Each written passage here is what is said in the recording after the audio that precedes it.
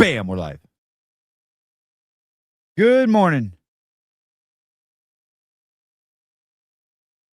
So, I'm going to share with you something that I think is absolutely brilliant.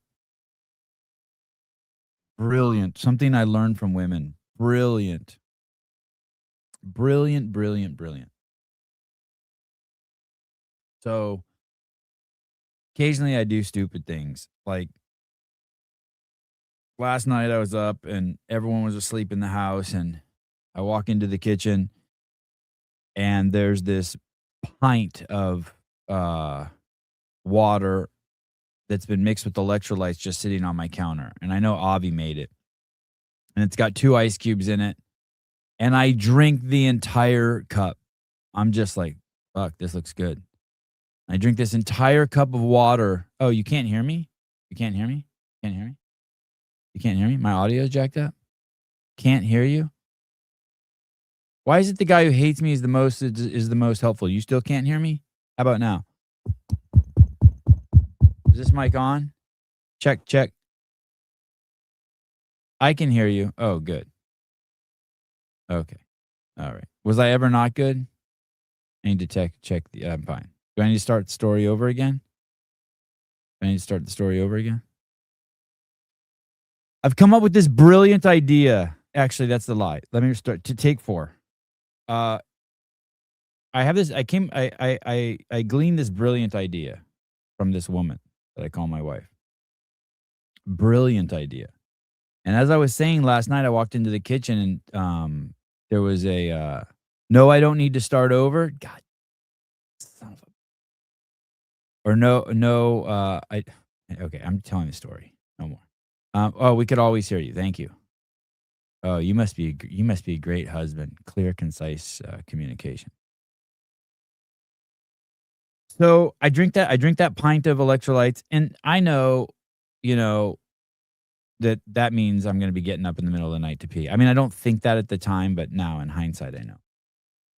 So I go to sleep and, I wake up at 3 with just the craziest, uh, hard on ever. Just, you guys know. If you're a girl, maybe you don't know, but if you're a guy, you know. It's just crazy. It's, like, almost painful and shit. It's got, like, a big purple vein on the side. It's just nuts.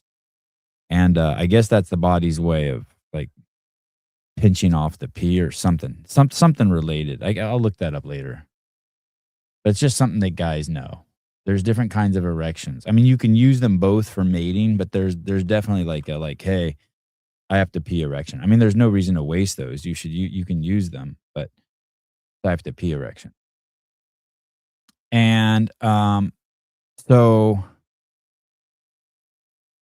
I walk into the bathroom, and I don't like getting up in the middle of the night to pee because I don't want to wake up.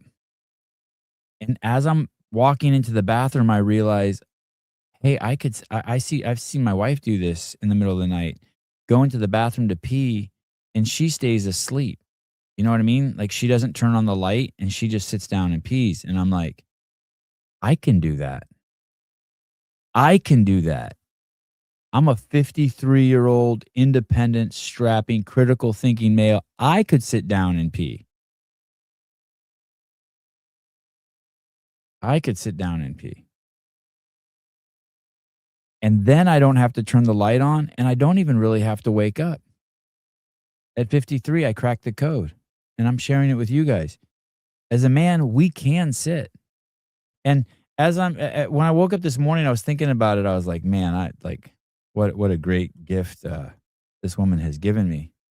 I also remember hearing, I think more and more men, it's a theory I have. I want to say I heard it, but I can't place where I heard it. I think more and more men are sitting down and peeing due to the advent of the cell phone. You've reached peak enlightenment. Thank you. Yeah. So there it is, sitting and peeing. Yeah. It's cool, right? You can sit and pee. You don't have to wake up, and you don't have to turn the light on. And yeah, it's I cracked the code. Now, those are the kinds of things. Um, I I should there's all sorts of things I've come up with over the years. Maybe it's and I've always wanted to write a book like telling like with wisdom that I have for my kids. This isn't really wisdom. I wouldn't throw it in the wisdom category.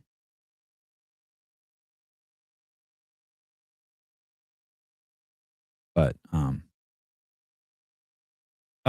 do you pat your pussy dry with toilet paper when you're get done? Uh yes, I mean sometimes. Sometimes. You're gonna love this, Sebi. Oh, awesome. You can also sit when you shower, but if you're a man, you don't need to. Sit when you shower. Sit when you shower. The hell are you talking about? Oh, wisdom. Wisdom. Wisdom. Anyway, you guys don't have to get hostile or defensive. You can just be like, "Thank you." I'll impart that to my kids also. You can just sit and pee. And I guess it's a trend, somewhere I heard it, I don't know, it's been probably a year ago, I just remember someone saying some dude saying he sits when he pees now so he can use his cell phone. Anyway, if you don't wanna wake up in the middle of the night, you can just keep your eyes kinda closed and sit down, you don't have to worry about peeing on the floor or hitting the seat or anything. Good morning, Jody Lynn. God, I looked incredible this morning. I can't believe how good my body looks right now, it's crazy. I mean, for me. You guys would probably all still throw up, but I can't believe this carnivore shit. Holy crap. If you want to embark on it, here's what I would recommend. Um, Stop eating Saturday night, uh, then start eating again Monday morning, and only allow yourself to eat pickles and tuna fish for like the next 48 hours. And the transformation's like pretty much I've been doing it. I'm gonna say 3 weeks. On my wife's birthday, I had 2 Moscow Mules, and then a couple nights ago, I went out and I had 2, spicy watermelon margaritas, but other than that and when I mean carnivore, I'm not even, like, stupid strict, like, I'll eat pickles, I'll eat radishes, I'll eat cucumbers, like, if they're just sitting out on the counter, like, that's the kinda shit we have at my house, like, when my kids come home, they'll be, like, cucumbers cut up. I'd eat an orange in the backyard. Um, uh, when we did a Dave Castro weekend review or something, I had, like, 4 almonds. I'm strict, but I just don't do any, like, um I don't do you know what I mean? Like, I'm not eating, like definitely haven't had any bread. I've been eating butter and eggs. I'm not having any nuts anymore, really, except for, like, those 5 almonds I had from the TDC Mercantile. It's pretty, and I'm not craving any carbs either. So more like Paul Saladino, animal-based, maybe, I don't know what he's doing. I wouldn't, like I don't think I would eat honey. I don't think I would eat honey.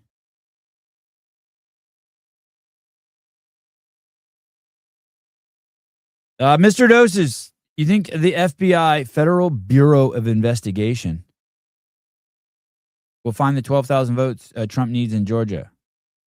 I'm guessing they probably do. I'm not watching that. You know what's funny is I wasn't watching that case until I started seeing that didn't even pop on my radar until I started seeing in my Twitter feed people saying Trump's gonna has confiscated boxes of stuff from Georgia and they're gonna tamper with it to make it look like the election was stolen. So I don't really I haven't been that's one thing I have not been following. I 100% think I remember even thinking in 2020, looking when I went to bed, "Oh shit, Trump's gonna win," and then waking up in the morning and so many states had flipped, and I remember thinking, "Whoa, that's really weird."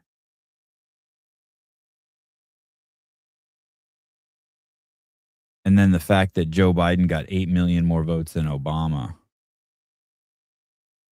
That's some weird shit. And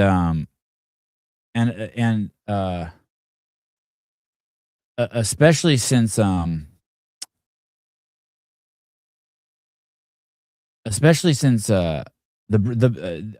pretty sure the brothers are done with the libs. I'm pretty, like, you know what I mean?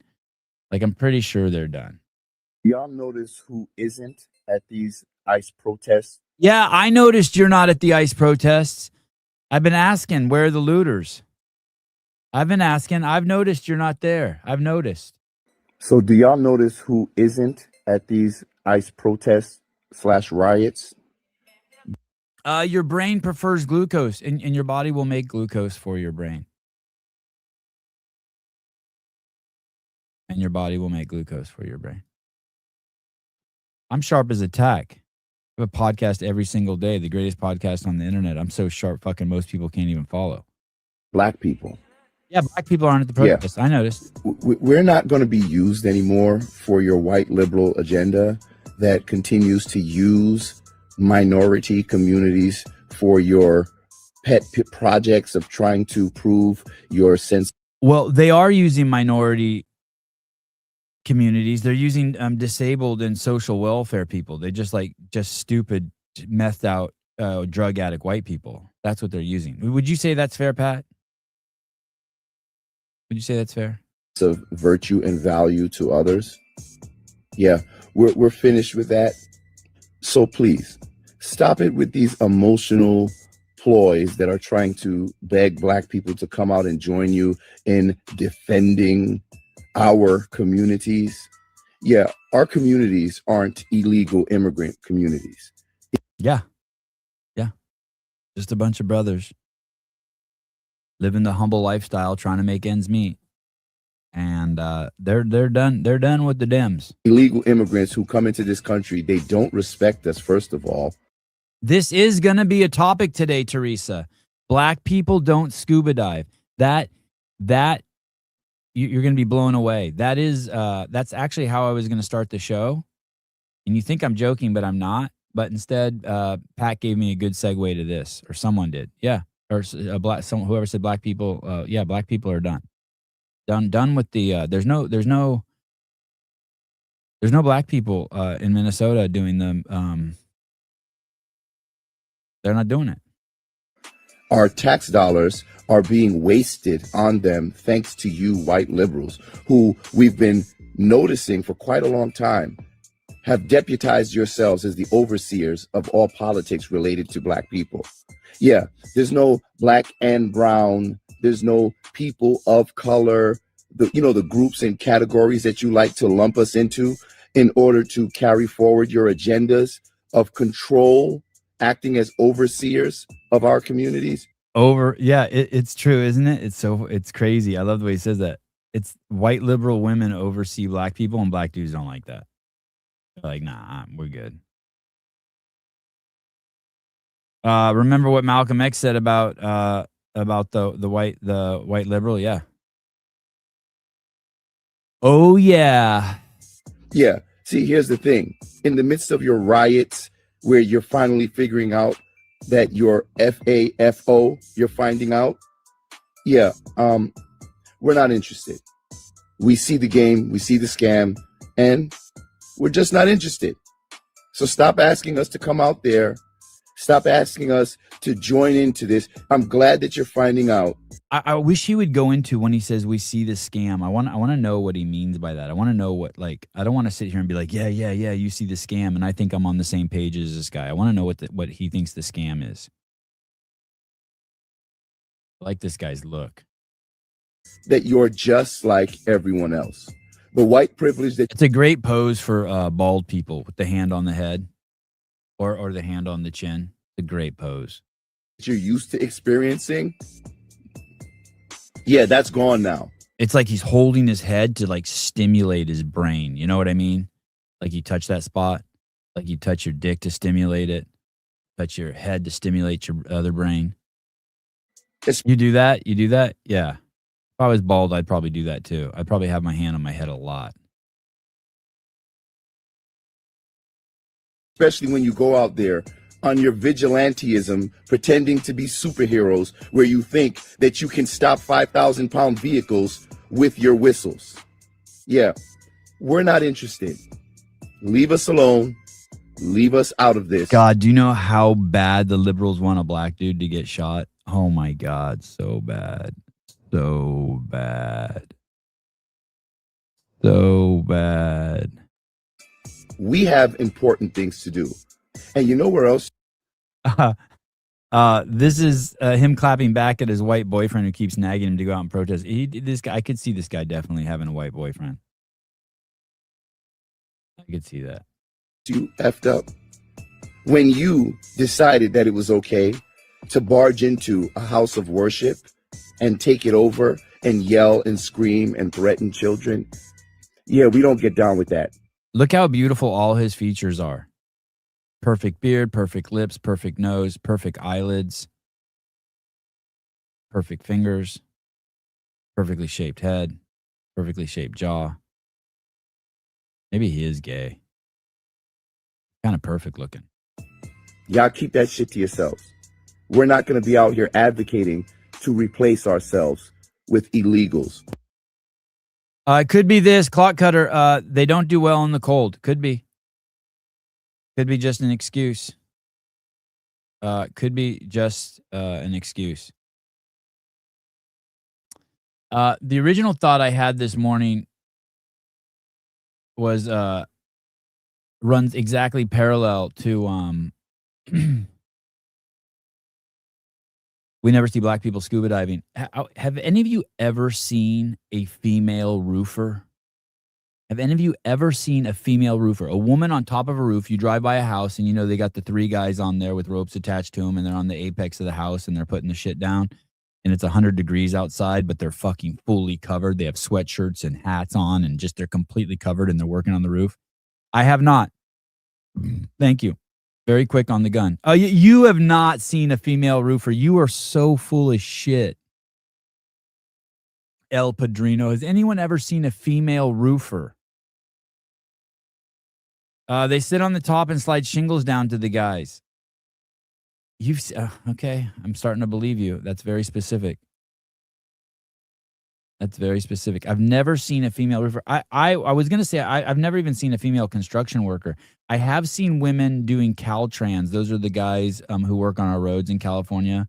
Like if you're out driving, you always see one and they hold stop signs and shit. I have seen, not in a while, I can't remember the last time I've seen one, but I have seen a female Caltrans worker. Not many, less than, I'd say 1 in 500. Union has a lot of women in construction. Union. Like doing what? Working the phones? It's not a dig. I just don't see it. I'm sure they're out there, but it's got to be less than 1%. I've seen female construction workers on what site? Like what? Like what? Are there? You think there are any? Have you ever? I wonder if there's any female crane operators. Dude, I own a fence company, and we had a subcontractor that worked for us that was a woman. She weighed 95 pounds and can run circles around the men. Yes, she has to. You had one, dude. You had one. I hear you. You had one. Never seen a female electrician either. Never seen a female plumber. Ever. I haven't. And when you say mostly the females are electricians, what is that? It's like 2% of electricians are female. Oh, you said 1. Okay, fine. All right, 1. All right, you saw 1. All right. All right, fair enough. I've seen lady construction workers in Boston. No female roofers, concrete placers, drywallers, all the hard physical shit. No builders. They don't do building. Women don't do building. What about female architects? What about architects? They're the guys with the paper and they sit at the desks that's slanted and they have like pencils and shit and like rulers. You ever seen one of those? Female architect.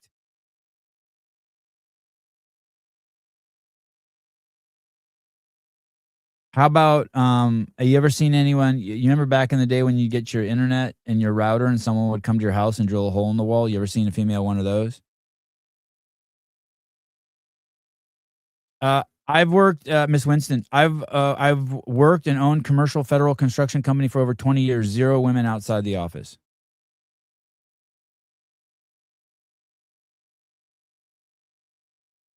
Um, well, says El Padrino, I have personally worked with many women in the field.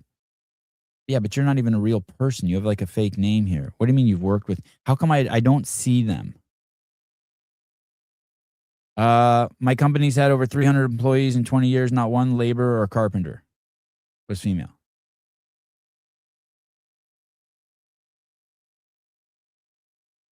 There are a few out there in the oil field. Wow. Uh, a husband wife team put some carpet in for me 20 years ago. She was burly. How about carpet cleaners? I've never even, you know how I don't see it anymore, but back in the day, 20 years ago, the carpet cleaning business was big. I never seen a female carpet cleaning a woman. I've only seen male carpet cleaners. Storm says this is a strong point. Storm's making this is the first strong point. They often times look like a lot of the men. Okay, I'll buy that. So I can't really tell. I don't know if there is an end game here. I don't know. I don't know if there is an end game. It's just it's noteworthy. Um, I can show you my inspiration, Pat. If that's about as close as I can get.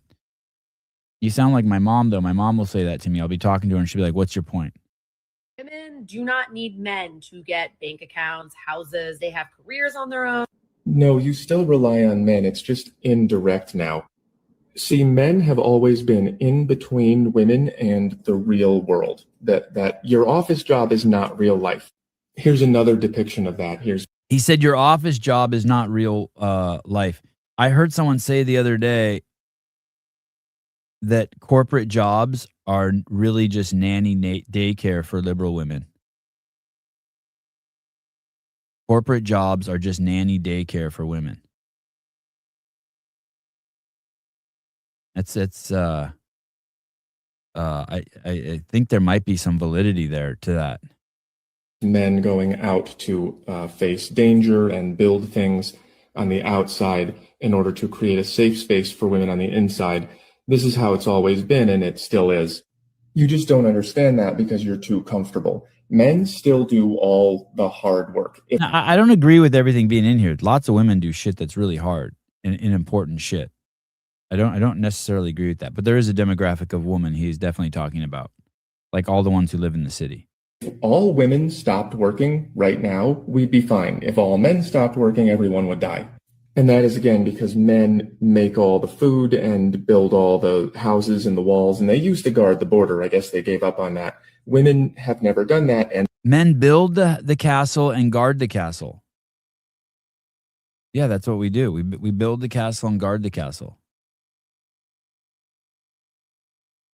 If you're a man and you're not doing that, I guess you're kind of like not a man. I think that's got to be I think that's got to be part of our biology. I have an office job and my clients put me in uncomfortable situations often. People are rude and entitled as fuck. Oh, I'd love to know what you mean by put me in uncomfortable situations.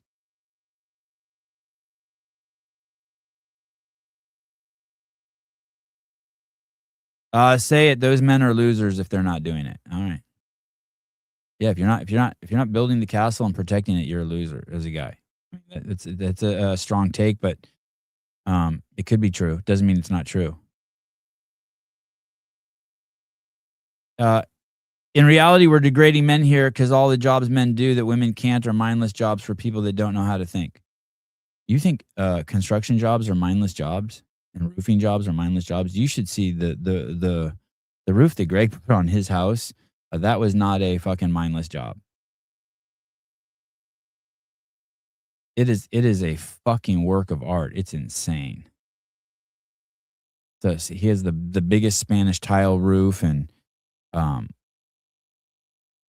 wonder if Greg's seen one construction worker at his house. He said hundreds of people are working on his house. I wonder if he's seen one female there. I know the designer, the interior designer's female. That's the one, by the way, the interior designer at his house is the one that stumbled into his 12-foot pool. That's a true story. That happened a couple weeks ago. He had this interior designer, and they have a pool built with no water in it. It's 12 feet deep. I think it's like 30 feet by 60 feet. And the interior designer stumbled and fell into it. Absolutely wild. She didn't get injured. You know what's interesting? Listen to this. She fell into the fucking pool 12 feet into an empty pool, hits the bottom. She doesn't injure herself. 2 Mexican guys jump in to help her, and one of the guys who jumped in got injured. Can't. Men still do all of the necessary things to create the space for you to have your girl-bossing fun time. The way it works is that women are always really happy for men to do the hard, dangerous work until times are really good, until we build something better than this. And then you look around and you go, hey, men have more than us. No fair. To go to the government, which writes some laws for you, which makes you equal. And then you are disgusted by men who are equal to you. That's the interesting part. Then you're disgusted. You want to be equal. And then when you're equal, you're disgusted by us. I've told this story before. I'll tell it again really quick. I knew this girl. She went to Harvard, this black chick, super hot. She was dating this guy.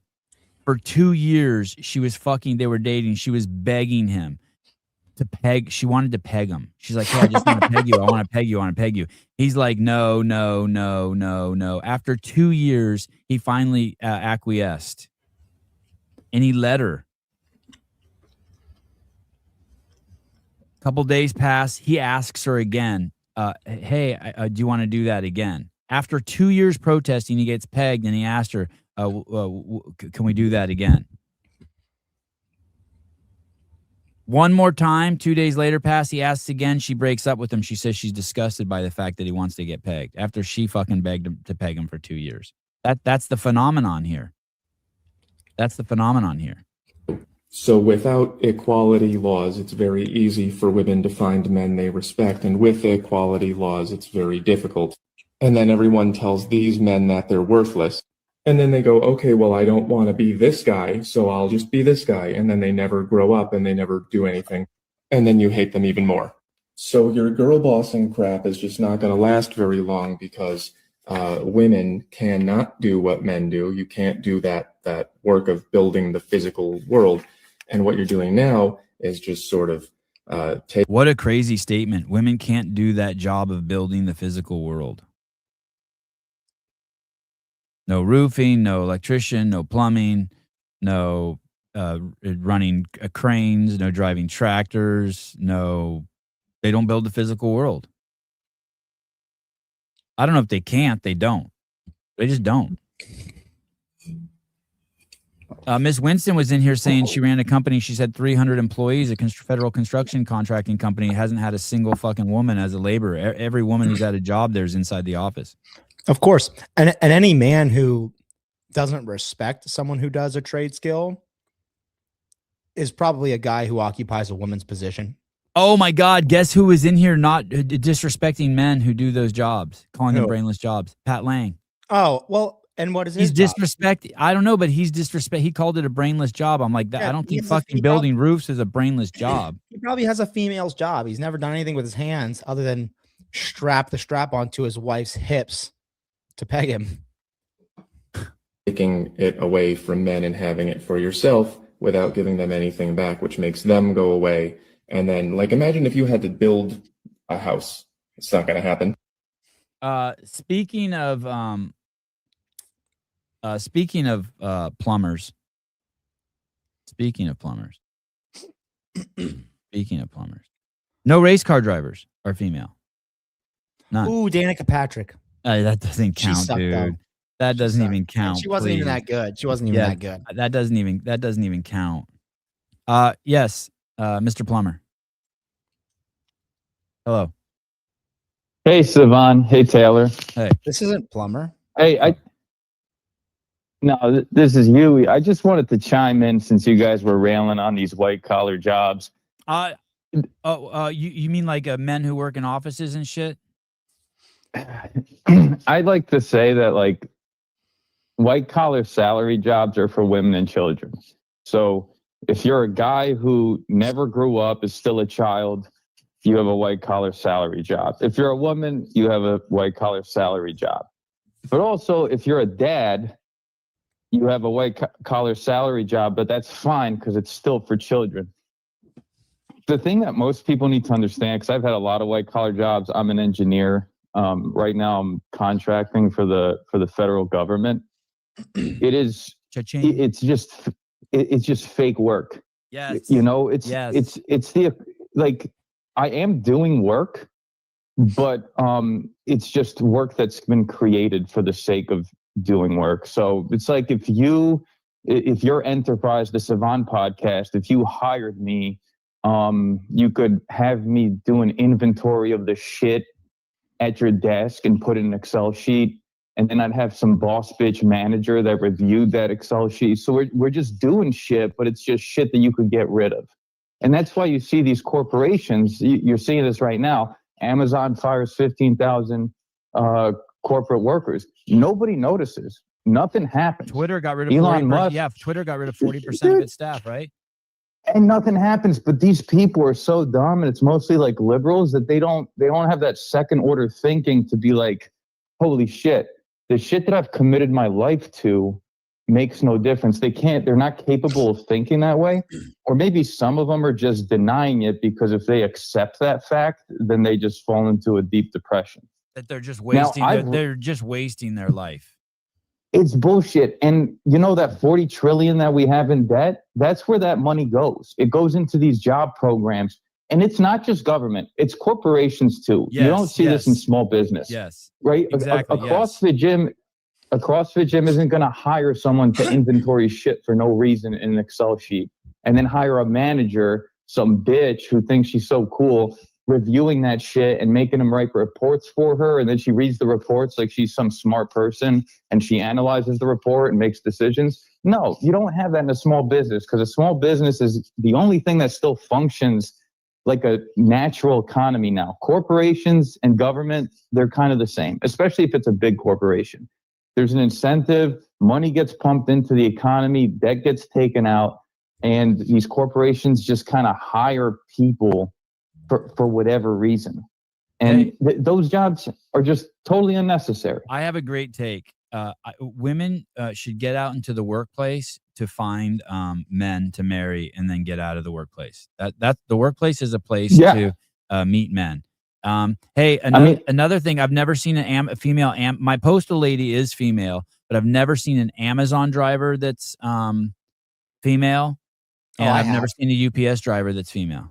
I've seen a ton. Here's the thing, You've Sivan. seen a ton? You fucking liar. Come on here and just start fucking lying. This is a truth show. Every other Amazon driver that comes to my house is a female.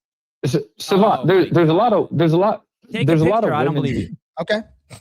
There's a lot of women that do real jobs. Like that postal worker. Yeah. If that guy or if that girl just decided to throw their shit down and quit for the day, you would feel the results of that. Yeah, mail wouldn't be delivered. I agree. And I love her. But she's cool as shit. But if these women in these corporate jobs go on maternity leave for 6 months, nothing happens. Like, do they not realize what that means to their job? Like, they could just disappear for 6 months. I could just disappear for a month. I could disappear completely. Nothing changes because it's a fake job. Now, and this is the other thing is, that's why work from home is such a controversial issue now, because if you're going to an office and get paid 6 figures for adult daycare, and then you could do that from home, then there's no more daycare. Yeah. Then why are we paying you? Yeah. You know? Now, in reality, I fight like hell. I had the contract I'm currently on required me to be in the office, and man, it is a typical office is hell on earth. It's truly hell on earth. It's why people rot in there, their brains rot in there, their bodies fall apart in there.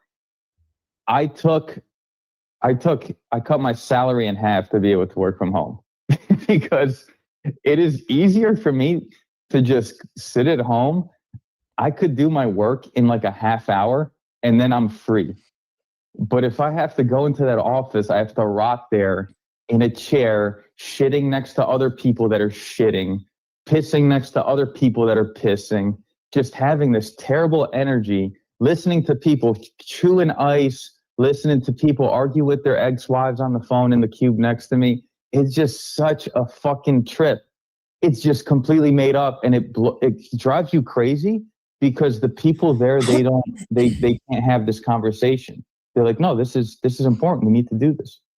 They told us to come back to the office. We need to come back to the office. Like, bro, you could do the job from home. You know that. Like, no, but we have to sit in the office. It's fine.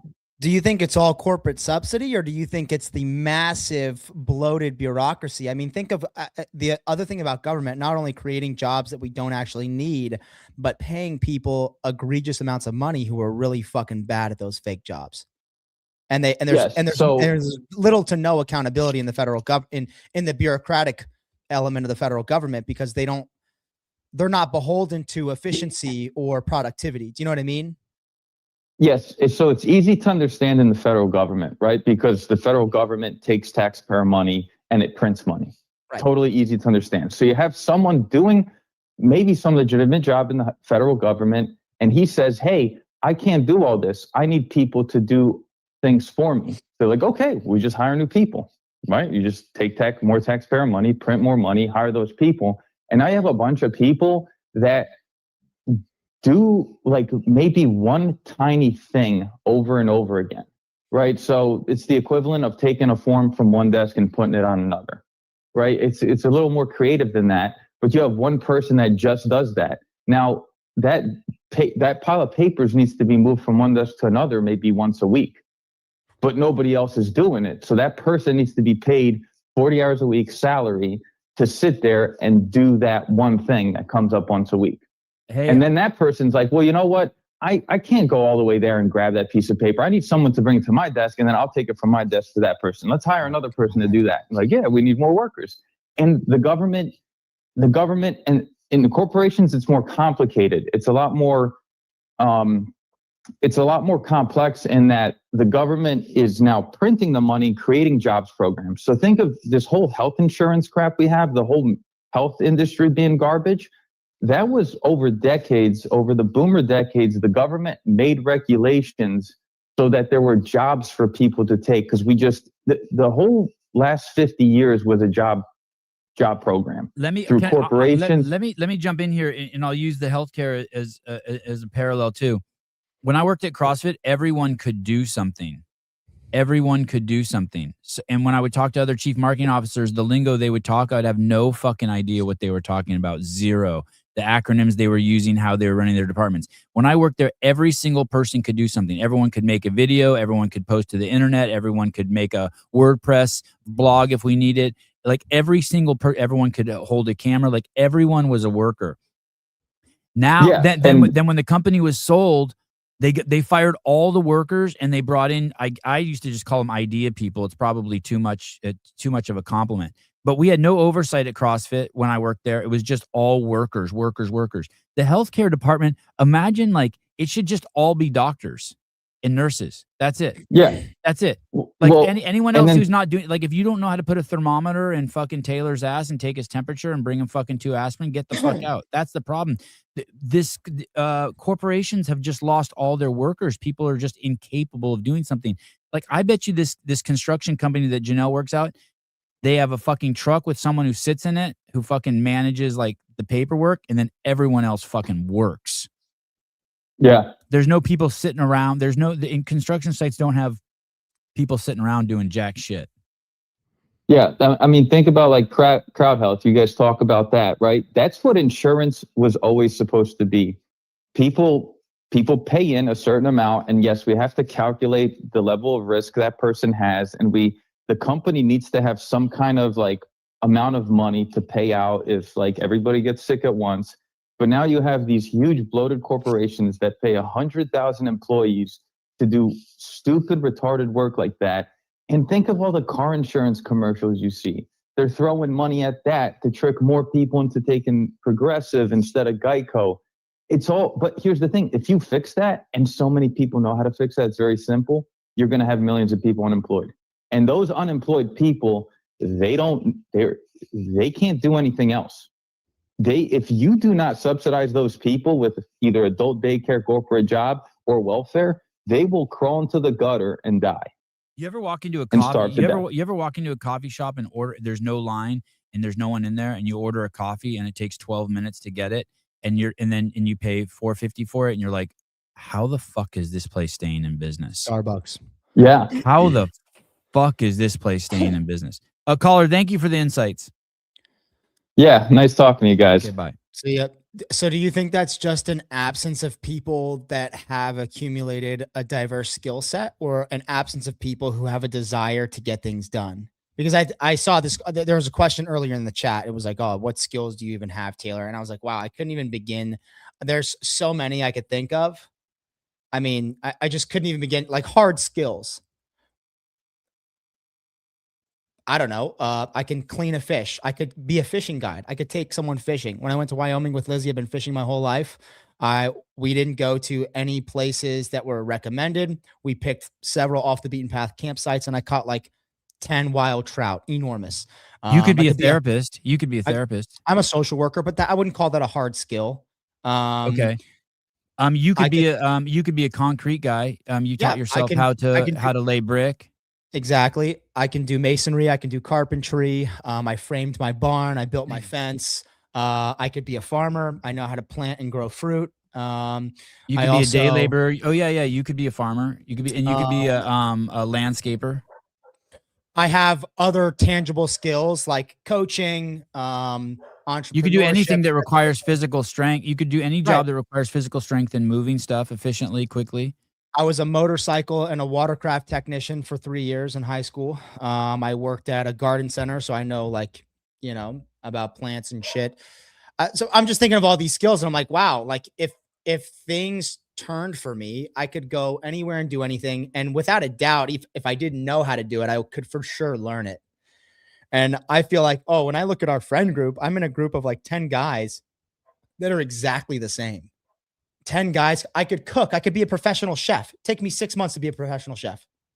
As men, we know stuff too that just people don't fucking know. Like, you don't screw a metal fitting into a plastic fitting. You can screw a plastic fitting into a metal fitting, but you never screw a metal fitting into a plastic fitting ever. And those are just things that just are critical thinking that everyone just knows. And then someone tells you it, and you're like, yeah, duh. Men just know stuff. The best example of government work was the clip from Hurricane Helena, where 15 FEMA workers had an assembly line to carry one 2-foot log.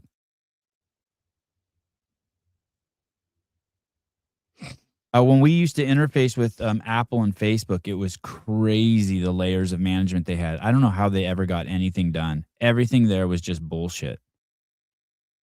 Like, to launch an app, like, it was crazy, the layers of bureaucracy. Hey, El Padrino, what is the difference between conduit and pipe? To my understanding, conduit is something that you just use to shield like electrical wire, to insulate it or to keep it protected from the elements or whatever in a building. And pipe would be something that you run liquid through, drainage pipe, water pipe. I don't know, but educate me. I'm sure I could learn.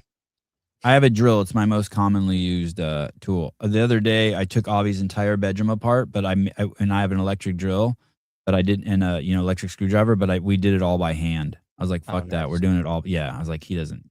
32% of all FedEx workforce is female. But that's the entire company. Only 12% of the drivers are female. And with Amazon, it is, I think it was 16% of Amazon drivers are female. I drill a lot. I drill Lizzie all the time. There you go. Everyone needs to be drilled. When Sevon clogs his toilet, he calls a plumber. That's not true. That's not true. Conduit is pipe, not for pressure, only for shielding. Yeah, now you know what conduit versus pipe is, Pat. After I gave the perfect definition, now you know. You're welcome. I love this talk. Women inferior to men. No, that's not the talk. That's not the Come talk. on, dude. Let me rage bait. No, it was just that there's just professions that there's no females in, and I never realized that men build the physical world. This is I really want someone to try to defend this. Okay, I got you. Here we go. I want someone to defend this because this is wild. Liberal supports Iran over America. Being pro women's rights, who do you think is more for women's rights? The Trump administration or the Iranian regime? I'm against Trump, so I guess I'll go Iranian regime. If it's between. I got it. I got it. Listen, Trump molests porn stars and wants to grab women by the pussy. And Iran wants to shield them from the world, protect them to such an extent that you can't even see their face. All you can see are their eyes, dude. They're fully protected in Iran. Iran cares about their women. Iran cares about their women. You're right. I never even thought about that. Hey, isn't it crazy she said the fucking quiet part out loud? She doesn't care about the truth. She just hates Trump. That's it. Yep. That's TDS. You don't care about the truth. Between the two. As a woman, who do you think is more pro women's rights? The Trump administration or the Iranian regime? I don't know what that is. Iran is in the Middle East. That's well, probably not the Trump. I mean, I can definitely say for sure it's not the Trump administration. What rights do women have in Iran that they don't have here?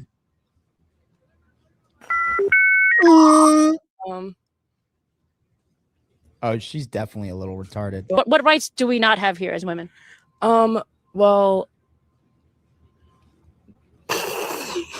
Jeez. I'm sorry, I don't want to be in this anymore. Okay, if I had to pick, probably Iranian militarization. Like Trump is just evil in so many ways. Yeah, Okay, so you think the Iranian regime is more pro women's rights? yeah. what? She's Do you know who- Iranian. This is fucking crazy. Which president has the most female cabinet members President Trump. of all time? Yeah, tied with Obama. And if you look at where he put his women, much more significant cabinet roles than Obama. More women in the cabinet, more women forward facing in the media, more women in the more influential jobs. Not ugly women either. Not ugly women either. That's what also is crazy. Not ugly women. It's kind of crazy. Pretty women. Women who care what they look like. I want to give them an excuse and be like, oh, well, maybe they think rights. Maybe they think of rights as like subjective. But no, they're just in no way, even subjectively. I guess that's impossible, because if it's subjective, there's going to be someone who disagrees. But what are they? I'm trying to think of what are they? How are they defining rights? How could they possibly think that? This was Biden's Secretary of Treasury, and I hate to pick on her, but she was the most broken down little old lady who couldn't even fucking speak. She looks like fucking Peter Pettigrew. She couldn't even fucking talk. It's Peter Pettigrew, dude. The worm, the rat. What was his name? Worm something? Kristi Noem's a grandmother. Pam Bondi's a mom. I find it hilarious when people, one, make everything about ICE Kristi Noem's fault, and two, make fun of her for how she looks. Who did that? Some idiot did that. Some idiots were making fun of how. I'm like, dude, she's a grandmother. What are you making fun of? Yeah. Wormtail. That's it. Wormtail. Wormtail. I want to find a video of Janet Yellen in front of the Congress. She was fucking pathetic. She was broken down. This is important. Like Pat says, it's only about abortion. That's it. Those women know nothing. It's like when Com Central goes to Trump rallies and then interviews those retards. They don't represent Republicans. I would want to agree, but in Iran, you can't have abortions. I would wager to say abortions aren't legal in Iran, and they're definitely not government subsidized. I would be shocked if they were. Do you think? You know what I think? I heard, I don't know if this stat is true, but I heard Iran's like the trans capital of the world. Like they do more trans surgeries there than anywhere. No. I had heard that. Let me see. I'm the Black Knight, Sean Lenderman. Iran. Did you know I was a ginger? Black Knight. The Black Knight. Iran criminalizes same-sex relations with the maximum penalty of death. Iran allows transgender people who have undergone gender-affirming surgery to change their legal gender markers. That's why their society's fucked. Yeah, I think that yeah. Iran's the only Islamic country where the sex reassignment surgery is recognized. I think they wow, that's wild. Yeah, Iran trying to become trans surgery haven.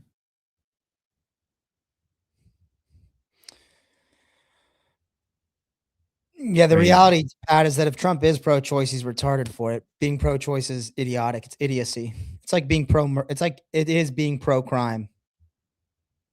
So you think that you think that if you allow women to make the choice, that you're complicit in the murder of the kids?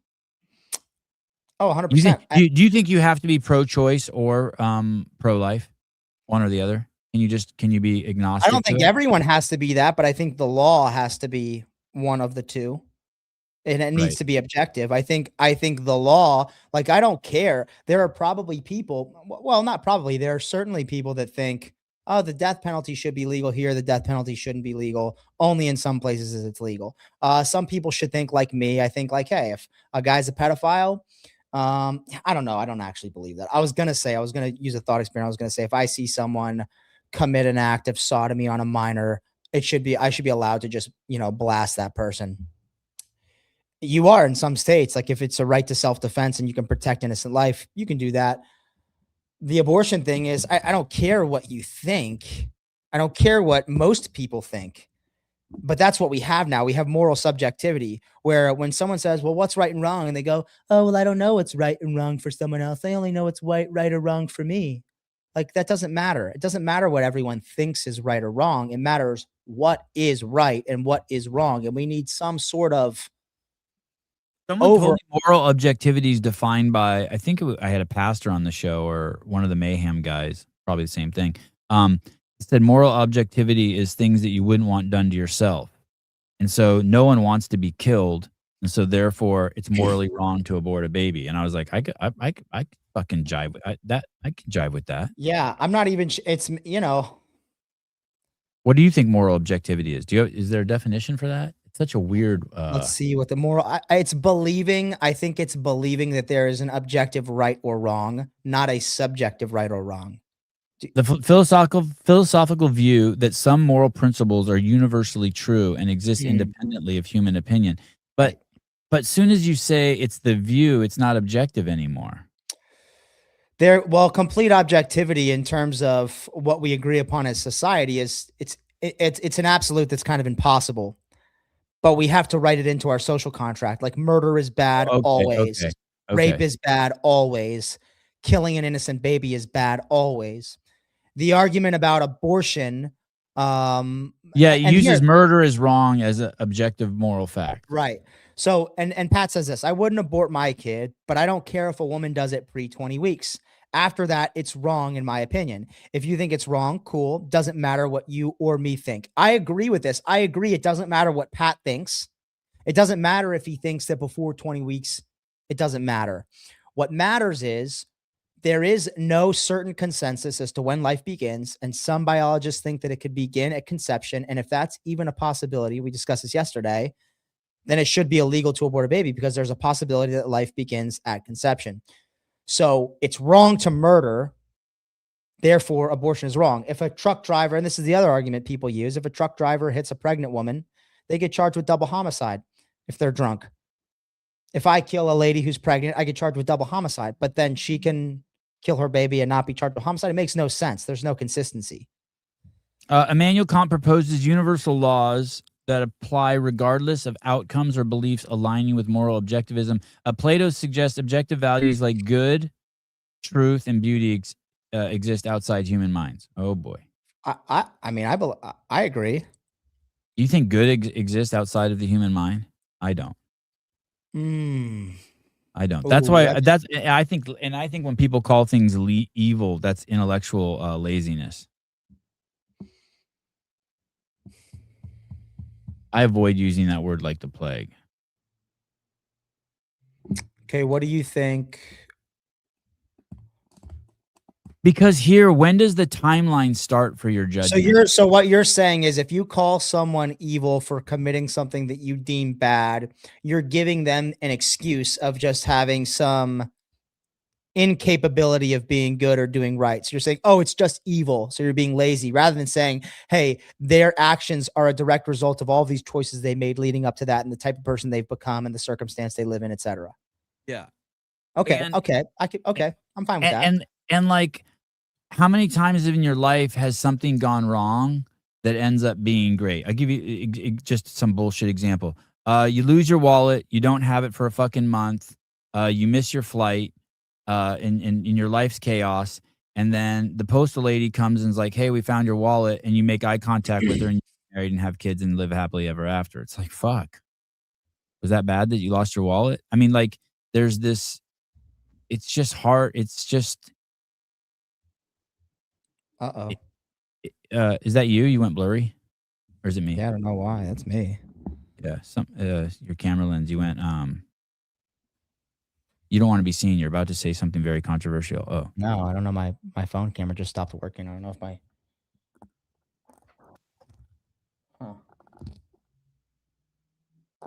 Yeah, I don't know why. I'll play this. The theme, I played a guy earlier before you came on, Taylor. There was a black guy who came on and was like, hey, us blacks, we're not doing the Minnesota thing. Quit asking us to do it. We're not being a tool of the liberals anymore. We're done. That's why we're not doing it with you guys. Here we go.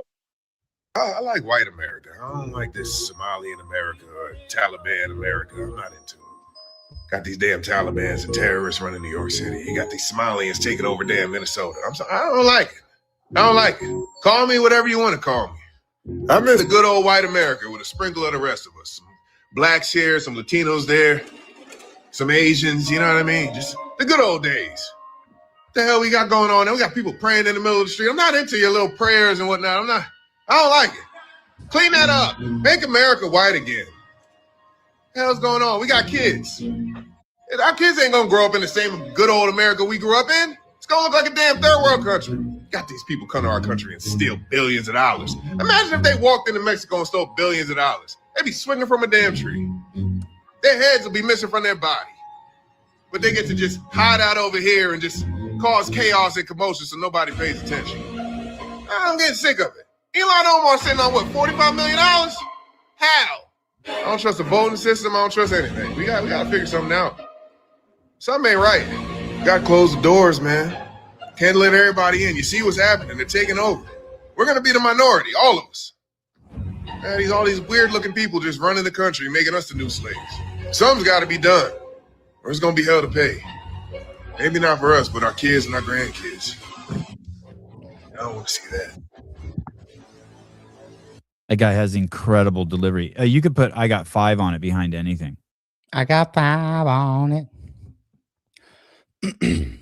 Abortion rights are all about women trying to redeem their primitive ability to choose the offspring they want to survive, like a cat abandoning or eating its kittens.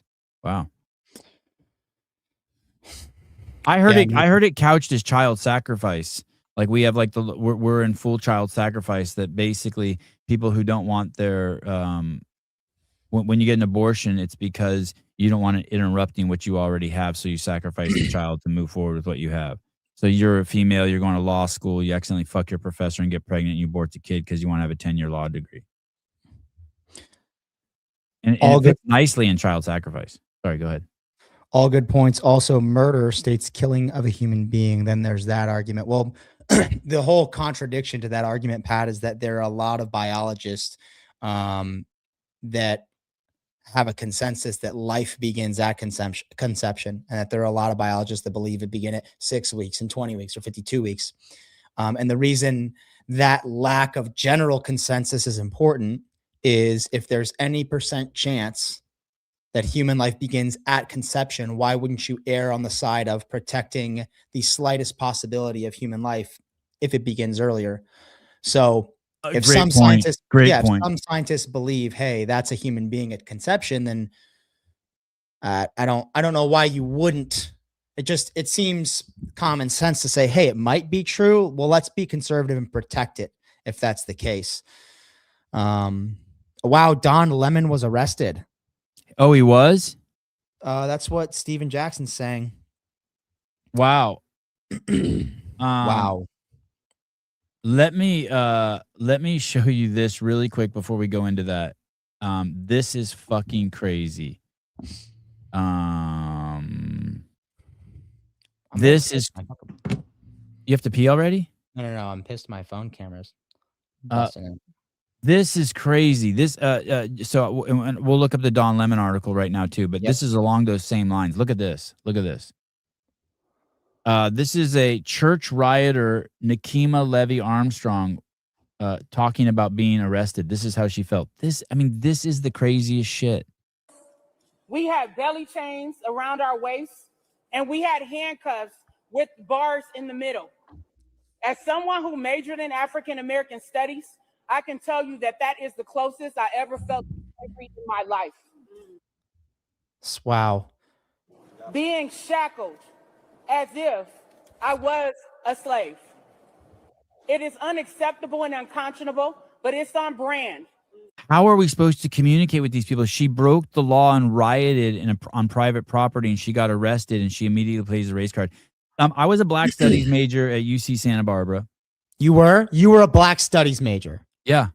Get the fuck out. No. When I was 16, 17, and 18 for 3 years, and 19 and 20 for 5 years, I was the only white person in my neighborhood. I got kicked out of my mom's house, and I moved into this apartment building that my dad had bought. It was a foreclosure. It was 2 fourplexes, and everyone in there was Black except for one Chinese guy who sold heroin. And no one had paid their rent there in years. That's why it was foreclosed on by the bank. No one wanted to own it. My dad got these 2 apartment buildings in Berkeley for $50,000 each, now worth millions and millions of dollars. And I started every night going out and just hanging out just with all the Black people in the neighborhood, right? Late at night, just drinking with the brothers, 40s with the brothers. And I started reading everything I could get on, Malcolm X, Martin Luther King, Nelson Mandela, like every Black, all I wore were Malcolm X t-shirts at the time. It was a hell of a phase. I forget where I was going to go with this. You went through the same phase. I just looked up to 50 Cent in the game, and I wore like a little bandana, and I had this CO2 powered BB gun. Yeah. I had a CO2 powered BB gun. I always had it under my car seat. I did some horrible shit. I never shot anyone, but I was shot a lot of things. I had a CO2 power. I don't think I was ever given the pass, Storm. I don't think I was ever given it. No, I didn't get the pass. I had a half Black kid give it to me, but I didn't know if it counted. I never acted Black. I didn't like, you know what I mean? Like Eminem. I never acted Black. I acted so You acted Black. Oh, I didn't act Black. And I didn't think it was a bad thing then. Like, I didn't think I was culturally appropriating. It was just the cool hip hop culture was the cool thing to be. It was cool to know every word to Young Jock. You know what I mean? Like, that was cool. I was the NWA era. I forget my point. I was going to tie it to this fucking crazy chick.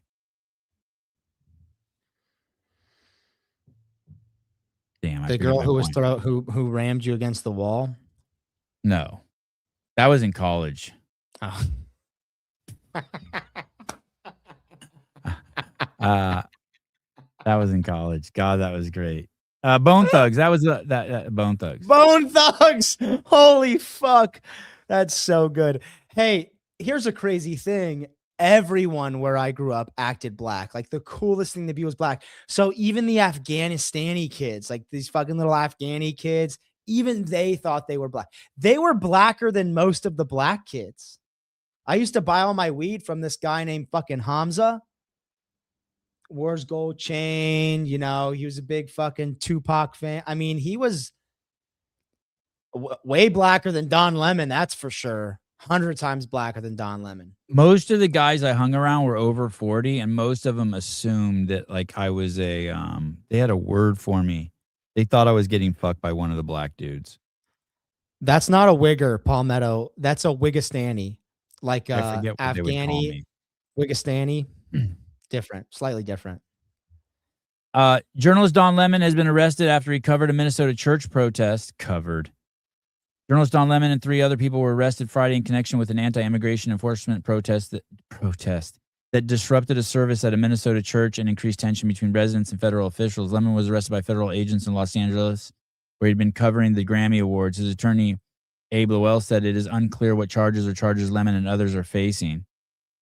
Lemon, who was fired from CNN in 2023, has said he has no affiliation to the organization that went into the church and that he was there as a journalist chronicling protesters.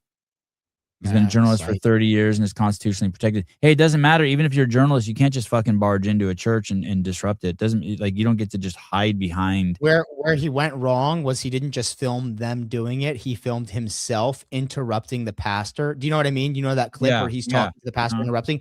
He filmed himself interjecting the sermon. What a fucking idiot.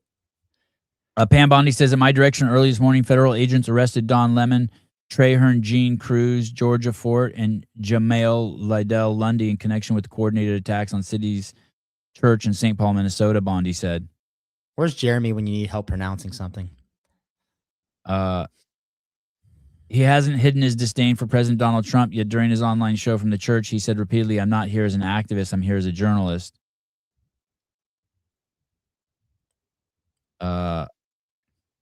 Magistrate last week rejected prosecution's initial bid to charge the veteran journalist shortly after he predicted on his show that the administration would try again. And guess what? He said, here I am.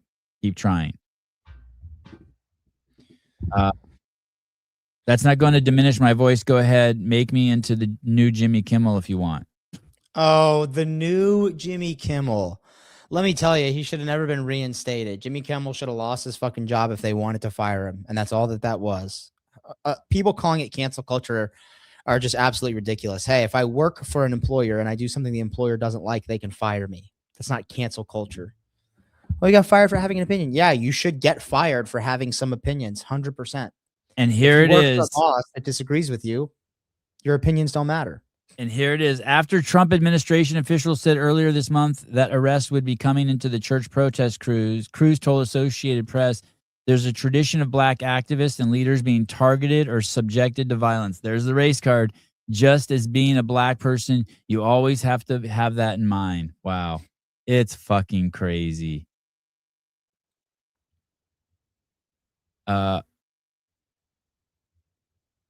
We don't tolerate attacks on places of worship, Bondi said.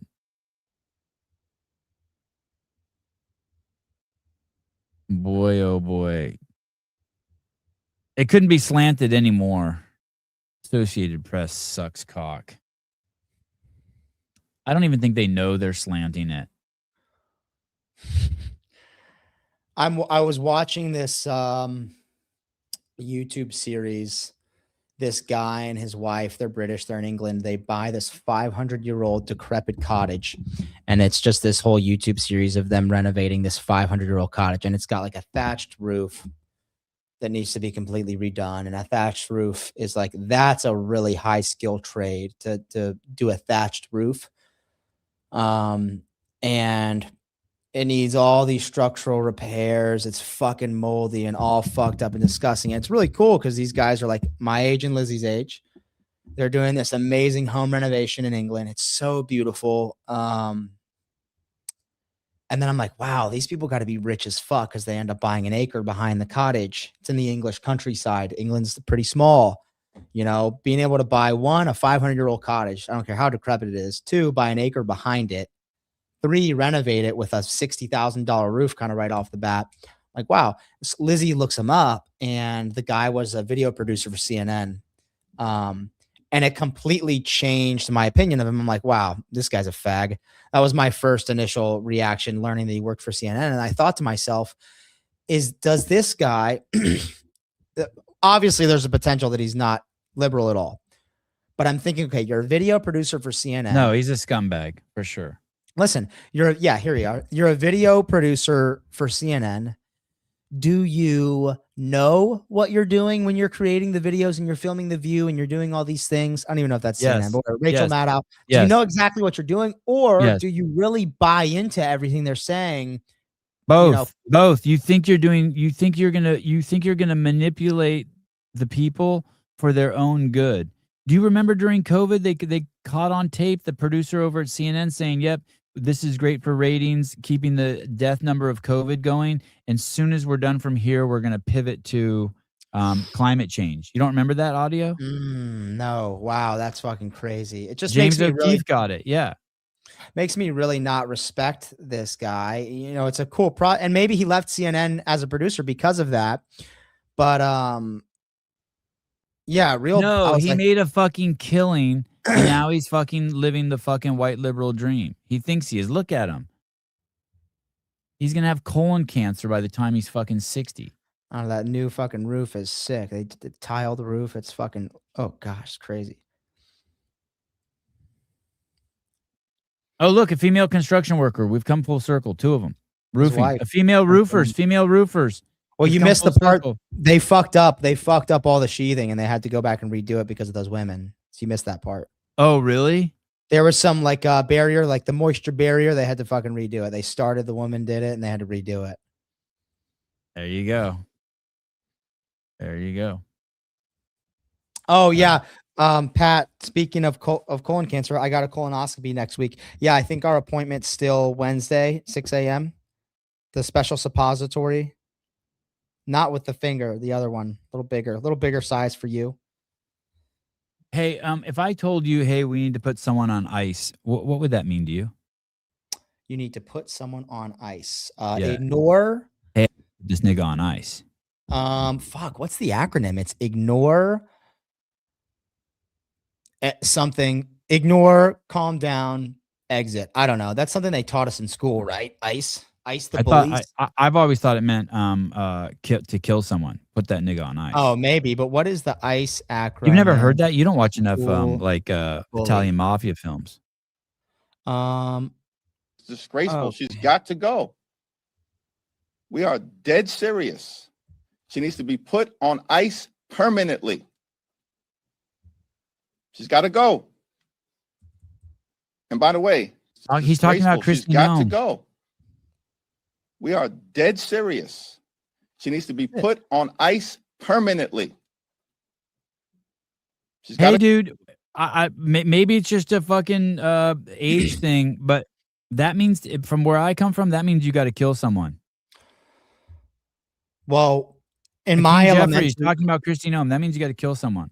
in my elementary school, it stood for ignore, do not respond to the bully's taunts or actions. Yeah. Calm, stay calm and composed, showing no fear or anger, and exit, walk away from the situation immediately to a safe place. All right. Mr. Mitchell. Sounds like School some guidance liberal counselor. school propaganda to me. Just saying. Sounds like Could mean that. It could mean that. That's what I thought you meant. okay. Put them all on right. ice. All right. Put 'em All on- right. But I do know why you would think it means cap them. Yeah, put them on fucking ice. This is just a PSA. Now's a good time to make a sandwich or go pee or something. This is just a little PSA. For people who, if you don't know how to tell if someone's gay or not, here you go. You know what? I'm about to put an end to this shit once and for all. This constant back and forth in the black community between black men and black women, because black women do not know how to tell if a nigga is gay or not. And they coming up with all this wild ass shit. If a nigga shit solids, he's gay. Yeah, nigga shit solids, nigga better keep the runs. Dumb shit. So I'm about to kill this shit and give y'all the question that you need to ask to know if the nigga is gay. This is 100% foolproof, okay? If the nigga voted for Joe Biden, Kamala Harris, if he is with the Democratic liberals, the nigga's gay. He's gay. He's 99.99% gay. You're welcome. You know what? There you go. Well, I don't I poop personally solid, don't- so I'm definitely not gay. I had never heard that. If you poop solid, you're gay. Yeah. There you go. Pat.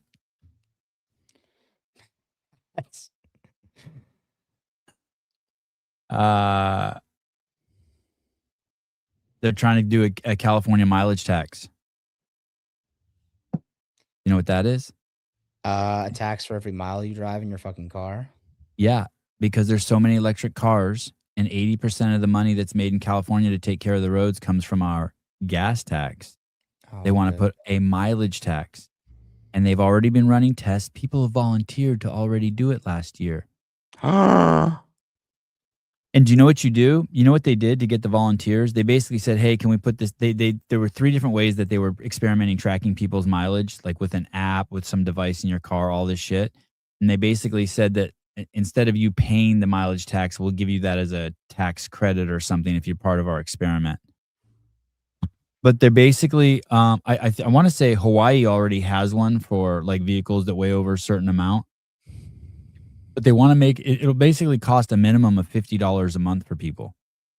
So if you drive a car in California, just driving a car might go up, what is that, $600 a year. Wow.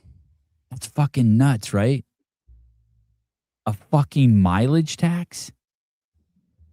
North Carolina, here you come. I'm telling you. Virginia's doing some weird taxes too. I sent you that. I don't know. Oh, I saw that. Virginia's crazy. It's a real shame. It's a real shame. The oldest fucking colony in the United States, now run by a woman who put a bag over her head during COVID. She's a CIA shill. Disgusting. She is a CIA shill? Oh yeah. She worked for the CIA. Total fucking shill. Yeah, this is some Democrats have introduced more than 50 new taxes. Guys, they've been in power 1 month. Less than. Despite campaigning on making life more affordable for Virginians during last year's election, Democrat lawmakers have proposed several taxes, increases in new taxes. Hey, they're thinking about doing a 6% tax on Uber drivers. Are you fucking kidding me? A dry cleaning tax, home repair tax, vehicle repair tax, state speed cameras, not a tax, but more fines for drivers. Increase in hotel tax. New car home tax. repair tax. Yeah. Digital personal property tax, counseling tax, dog grooming tax, dog walking tax, gym membership tax, storage tax. Hey, they want to put gym membership tax. Delivery tax, which would hit Amazon, Uber Eats, FedEx, UPS orders in Northern Virginia. Event tax, invest income tax, storage facility tax, gun and ammunition tax. Check this Large out. employer tax. New employer property tax on electric leaf blowers, electrical landscaping equipment, additional local taxes, and all of it. Hey, anytime they tell you they want to move to electric to save the environment, it's just more. It's just bullshit. Sorry, go ahead. No, it's fucking unreal. And the crazy thing is, they had the absolutely most moderate Republican you could possibly imagine for the past 4 years, Glenn Youngkin, and a black female lieutenant governor. They go so moderate for one term. How does it swing to this? How does it swing to that? I just don't get it. I don't get that. When Glenn Youngkin left office this month, he told 7 News that Virginia's government is already flush with cash. He said over the past 4 years, Virginia has generated $10 billion in surplus revenue and returned $9 billion to taxpayers.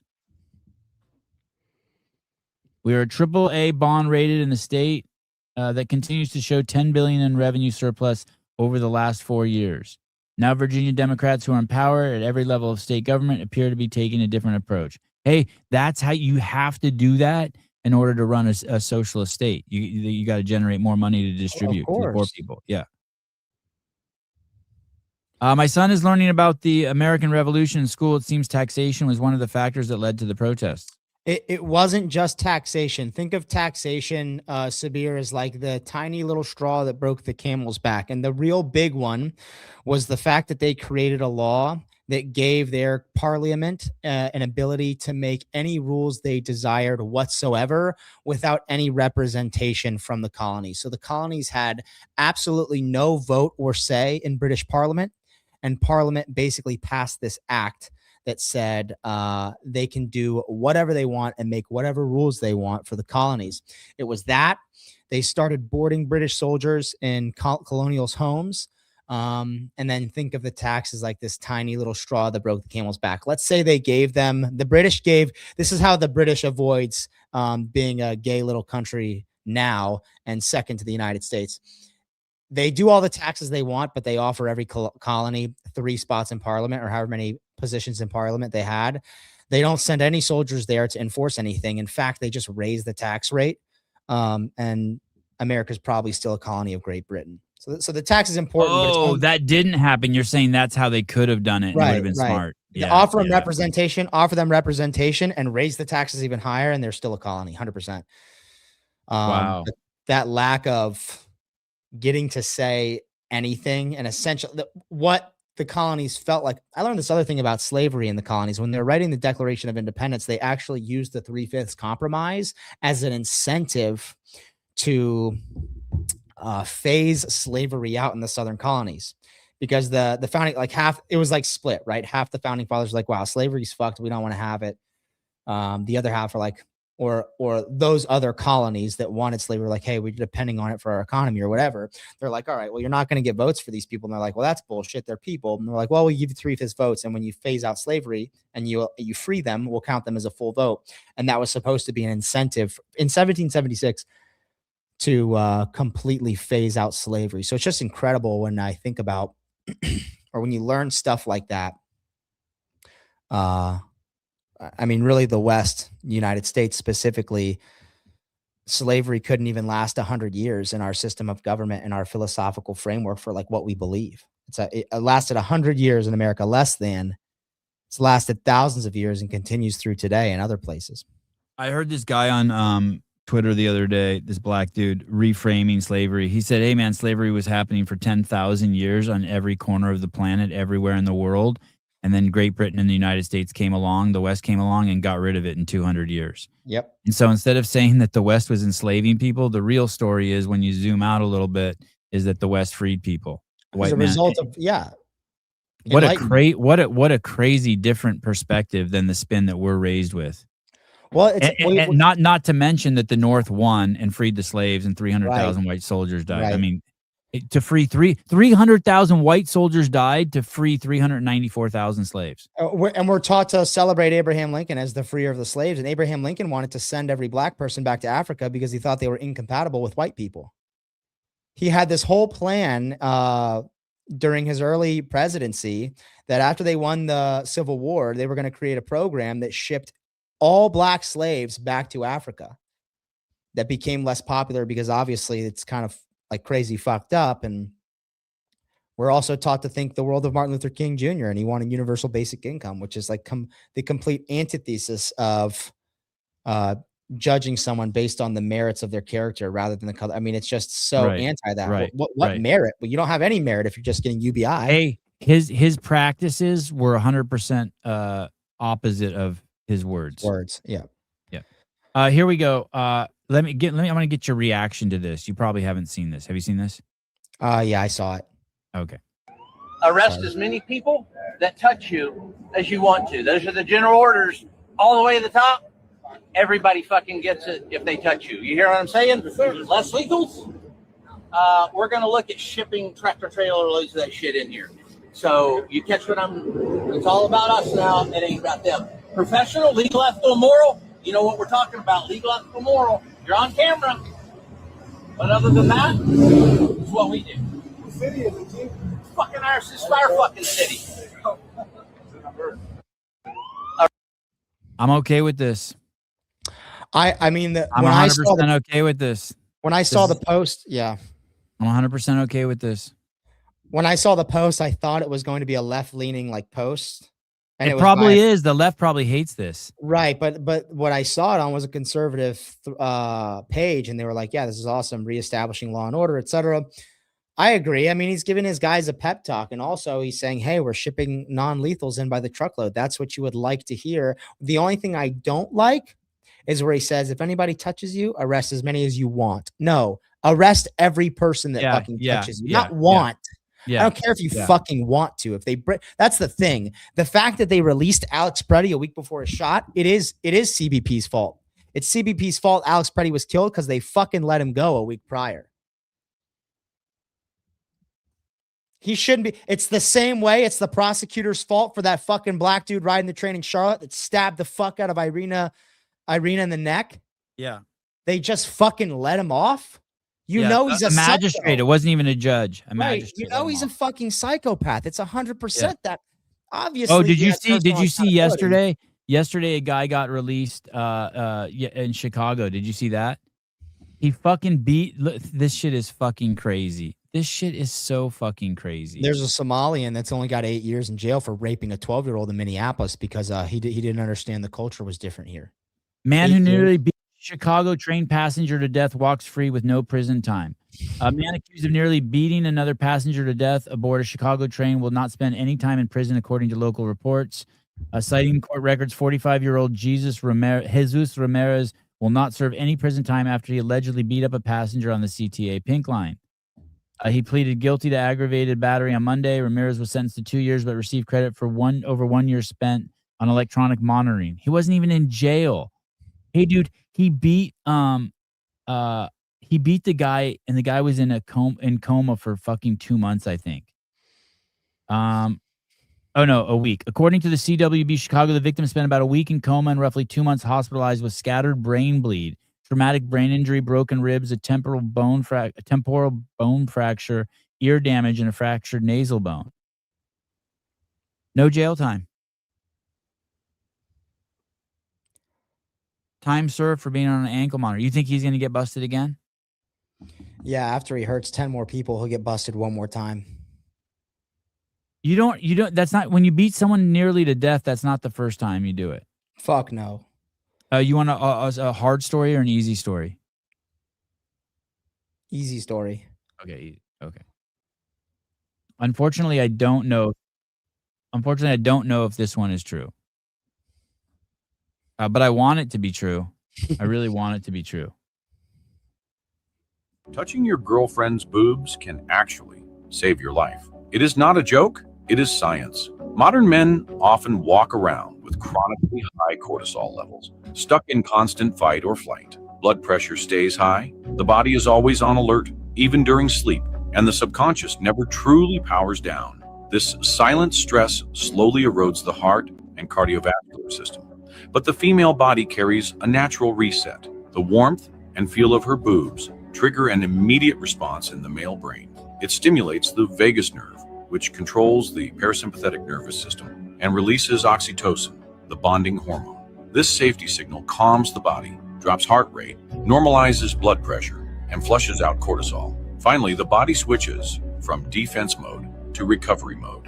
Evolutionarily, this contact told our ancestors that the tribe is safe and they can relax. So ladies, if you want to help keep him healthy and his heart strong for decades, remember this simple, powerful connection.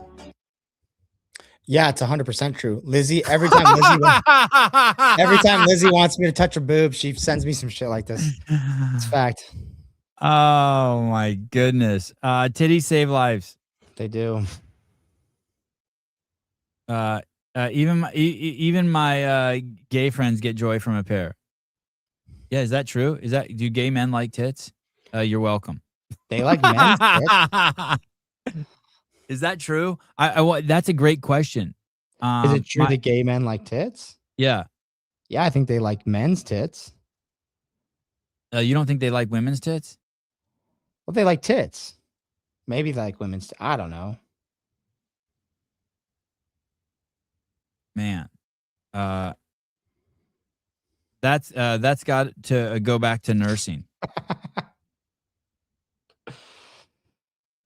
Yeah, that's Wow. that. So do you think that there? There's obviously some physiological reaction we have to tits. Cortisol? but- Yeah, for sure.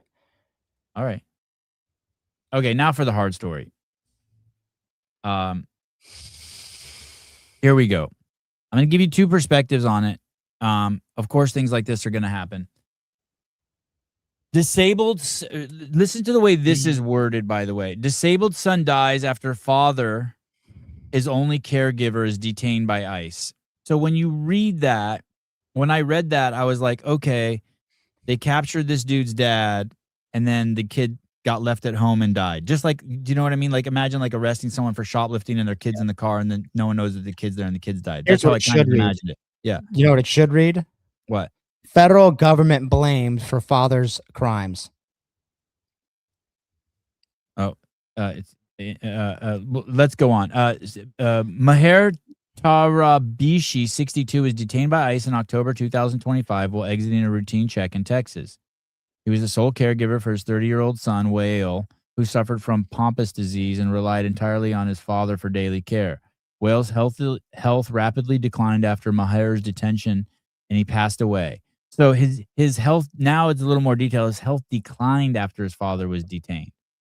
Maher, a longtime U.S. resident, that doesn't tell us anything, with no criminal record, paid taxes, and faithfully attended all immigration check-ins. His family is pleading for his release to mourn with them. So His family?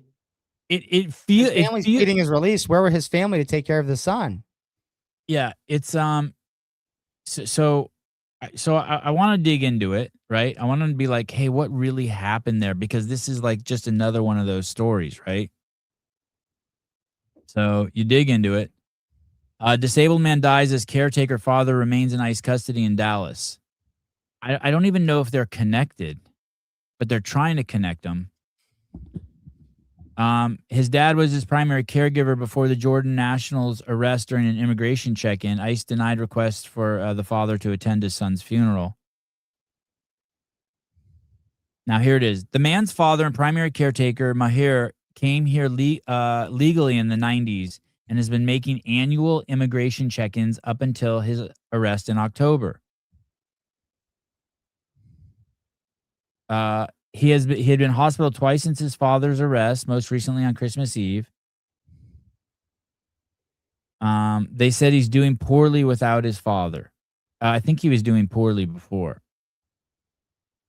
Mentally, I've never been worse. The son said, my father was my hero, my safe place. He did everything for me 24 hours a day. ICE took him for no reason. ICE took him for no reason. Here's the backstory. He's 62. He came to the U.S. in 1994. He says he got here legally on a tourist visa and has been checking in with ICE field office in Dallas every year to retain his legal status. So he came here as a tourist 32 years ago. Jeez. In October of 2025, while making his check-in for the year, Maher was detained by ICE. The Jordan national has now been in custody for 3 months, with the Department of Homeland Security claiming he's a criminal alien and a member of a terrorist organization who should have been deported years ago.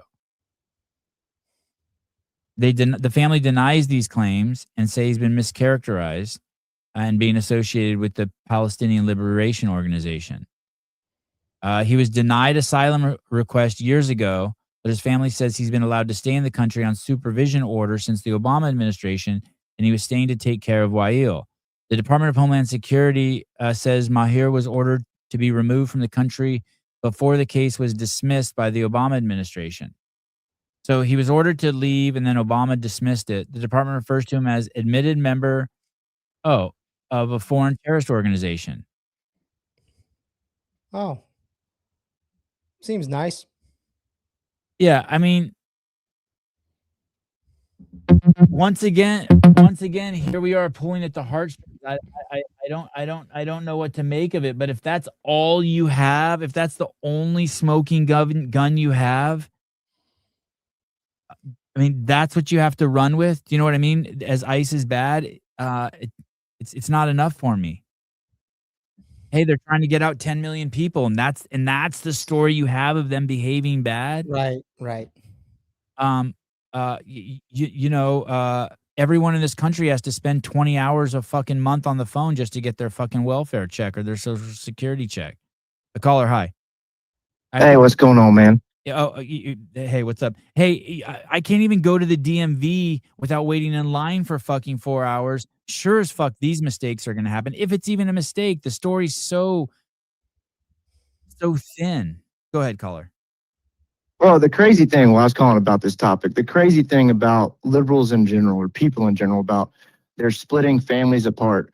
If I go and commit a crime right now and the cops show up at my door and take me to prison and they take me away from my wife and 3 kids, I committed a crime. If you're here in the country illegally, you're committing a crime. We're not taking you to prison. We're just sending you back to your third world shithole. Hey, and I don't understand the problem and here. you know that's happening to an American citizen every hour, 24 hours a day, 365 days a year, where dad was drunk, hit a car, ran home, police show up at his door and arrest him and take him from his family, and the kids cry. I guarantee you that's happening every hour somewhere in the country. Probably happens every 15 minutes in West Virginia. There you go. I mean, I just don't understand the mindset behind it, right? You're just sitting there and they're like, it's these boohoo stories, but we don't care about the ones that are taking this. We don't care about the Somalians taking all our tax money. You know what I'm saying? Like, where's the fucking outrage for that? We don't care about Virginia taxing the wazoo out of citizens. And if you've been to Northern Virginia lately, I'm just saying, it sounds like you're in the Middle East. Just if you go visit Northern Virginia, it just completely sounds like you're over in a bazaar in the Middle East. Hey, are you in Virginia? No, I'm in South Carolina, Spartanburg to be exact. We'll talk later. I'll see y'all at some point soon, I'm sure. I heard there's something trippy going on in I think it's Virginia with their energy prices. Like they're just basically fucking doubling everywhere. I'm sure I haven't heard anything like that, but when y'all were talking about the Virginia thing and the taxes, I just come back from Virginia for some business not too long ago, and I could not, it felt like I could barely speak English with any of my Uber drivers. I'm like, hey, where are you from? Well, I'm from Turkey. How long have you been here? 3 months driving a Tesla. Explain that to me. You know what I'm saying? Like, all these guys come in, ask them, like, where are you from? Afghanistan, Turkey, whatever, all from the Middle East, been here like 3 to 6 months from the ones that I got, and they're driving Teslas for Uber. They're on a cell phone. Like, it doesn't sound like they're getting the shit into the stick here. Hey, what are they by gonna any do? means? What are they, in 4 years, every car is gonna fucking be autonomous. I wonder what those dudes are gonna do for a living. That shit is like the have you seen the stats on autonomous cars? It's like for every 17 million hours they drive, they have 1 accident. I mean, they're destroying humans. They also drive through like fucking active shooter situations, and that's like, you know, Detail schmeetails, bro. Detail schmeetails. I'll never get in one, dude. No way. They got some pickup to it, though, I'll tell you that much. They do. I've been impressed with how fast they'll go from 0 to 60. It's pretty wild. But yeah, I stay away from the electric car thing. It's not my deal. I'd rather have something I can work on, and I don't need a software engineering degree to program something on it. You ever been in one of the cars that drive themselves? No, I'm not going to do that. I'm a control freak, man. I got a 2001 Chevy Suburban and an old Hummer.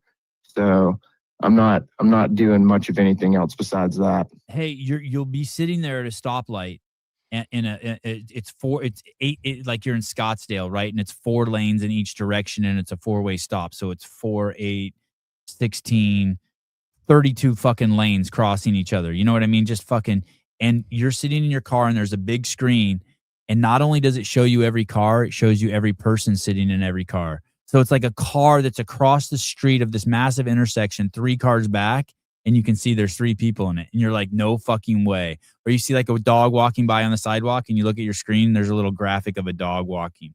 I mean, they are fucking gnarly, and they are so aggressive, and they're pretty amazing. The Waymos are crazy. Well, how do you do that if somebody throws in like some malware to it, right? So that's the thing, because I work in cybersecurity. You're fucked. If they throw malware in, you're fucked. If someone figures out a way to hack something, right? So you got to look at everything. Like, the longer a security system sits around, or the longer something goes unpatched, like a cell phone, whatever, the more susceptible it is to be taken over, be used against you. So it's like anything. What would that look like? So they crash a few cars and people die, like 5 people die. It's still like 10,000 less than would have died if humans driving it, and then they put a little security in and fight off the malware. I mean, what's it look like?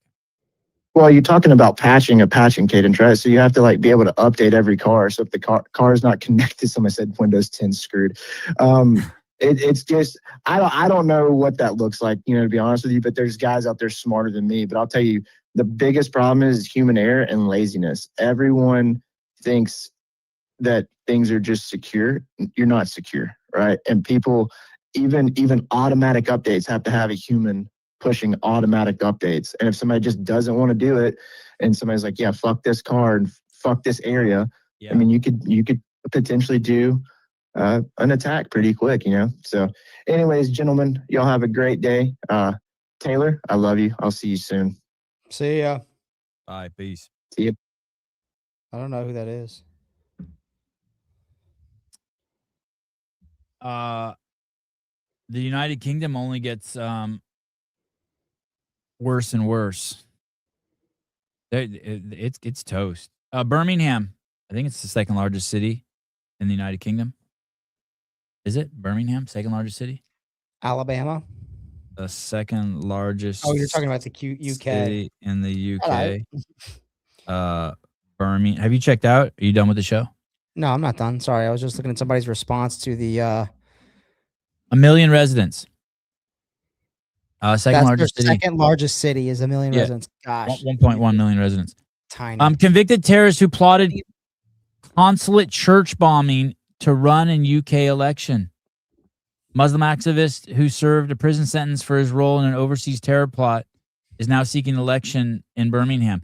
Hey, this is the country where you can't say anything bad about Sharia law or Muslims or on social media, or the police will come to your house and arrest you. You can't say Sharia law is despicable and oppresses women. You can't say that on Facebook. You get arrested. That is fucked. At the time, Yemeni prosecutors said the group had been sent out to carry out violence by Abu Hamza, the extremist preacher who was the father of one of the convicted men. He was convicted by a Yemeni court in 1999 and sentenced to 5 years in prison after being found guilty for forming an armed gang and conspiring to bomb the British consulate. He maintains his innocence. This country's toast. Emma Schubart, a researcher at the Henry Jackson Society, said the development revealed deeper fracture within British society. Shahid Butt, a convicted terrorist, is standing for election in a ward that is about 80% Muslim. I mean, he's going to get elected. Hey, this same area banned Jewish fans from coming to a game. Maccabi Tel Aviv fans were banned from the second largest city in the UK, which is now nearly a third Muslim. When the Israeli team came there to play them in soccer in Birmingham, they said no Jew fans. No fans. Oh, right, because they would get fucking destroyed by the Yeah. Wow. Europe is Minnesota on steroids when it comes to Somalis. Wow. Fucking toast. This is hilarious. I don't want to bring this up because I don't want to give it any attention, but wow, I'm gonna star it.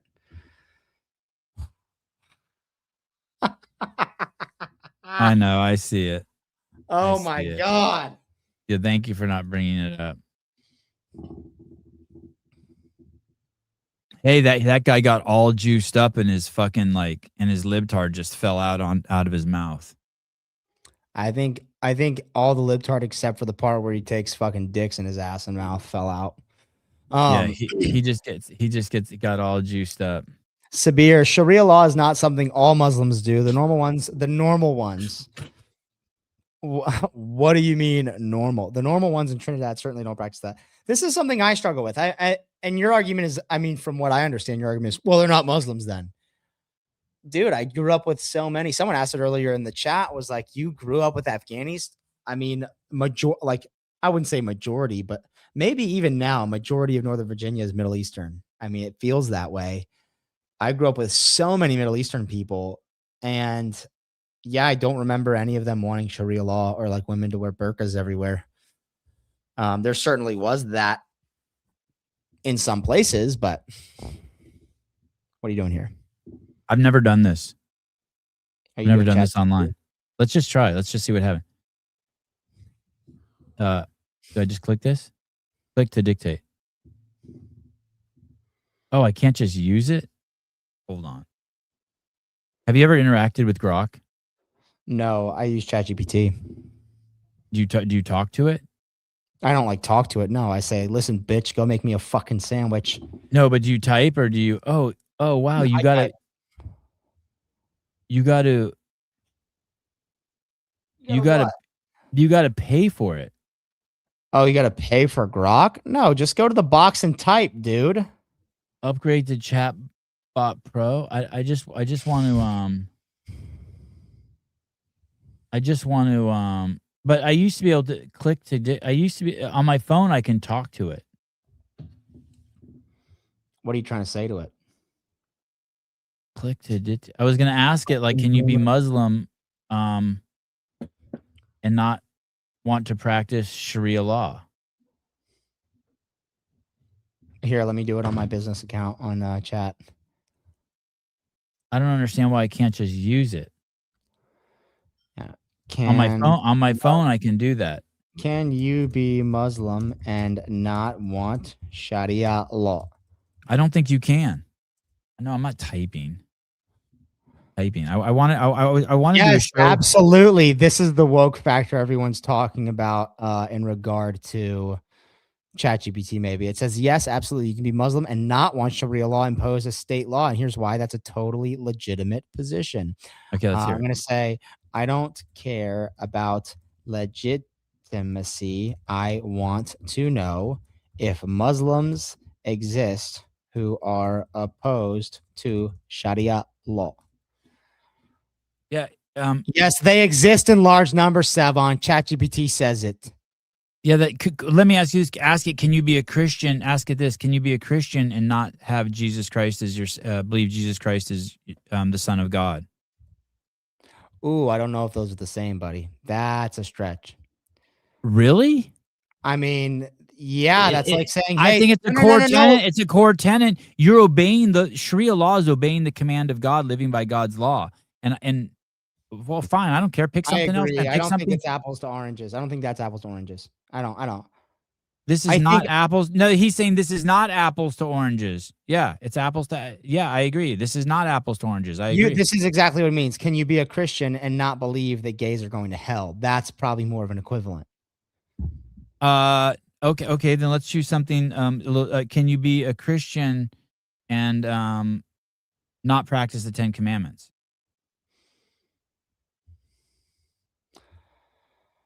I think that you are because that's a law. There's the laws.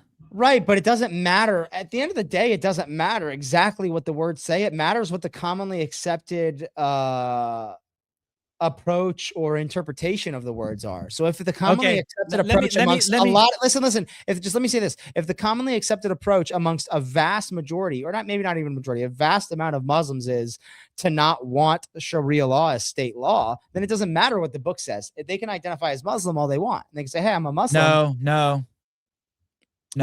Are you Muslim?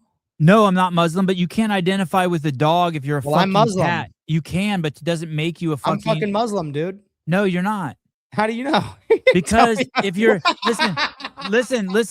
Let me... Sharia law is the religious, moral, and legal code of Islam. Derived from the Quran.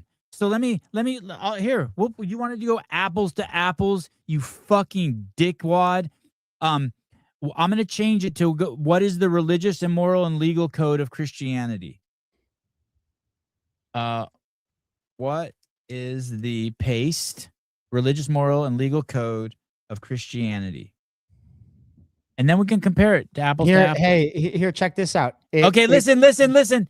The religious, immoral, legal code of Christianity is fundamentally based on the teachings of Jesus Christ, centering on loving God and loving one's neighbor. It synthesizes the Old Testament's Mosaic law, including the 10 Commandments, with New Testament grace, emphasizing internal transformation, ethics, and moral conduct over legalism. Over legalism. So it kind of has it the same. So can you be a Christian and not center your beliefs on loving God and and loving one's neighbor. So check this out. Can I mention this? Please. All right. So here it says Sharia Oh yeah, and it law. says the 10 Commandments, following the 10 Commandments, basic ethical rules covering prohibition against murder, theft, lying, and adultery. The 10 Commandments. Dude, check it. Okay, just check it for a second. Yeah. Damn, son, open your aperture. Are you open to being No. maybe But go ahead, I'll listen. I want to listen. Maybe you'll crack me open. Sharia law refers to a body of Islamic legal and moral principles derived mainly from the Quran, the Hadith, and centuries of human interpretation by scholars. It's not one single law code, and it's not written down in one book. Traditionally, Sharia includes personal worship, personal conduct, civil matters, and the most controversial part, criminal law. Most of everyday Sharia law is about personal religious practice, or most of everyday Sharia is about personal religious practice, not courts or punishments. The part that usually rises in debates when we talk about Sharia law is state-enforced Islamic criminal law. Hudud punishments, like amputation for theft, flogging if you're gay, stoning if you're lesbian, laws restricting apostasy, blasphemy, or sexual behavior, and gender-based legal differences.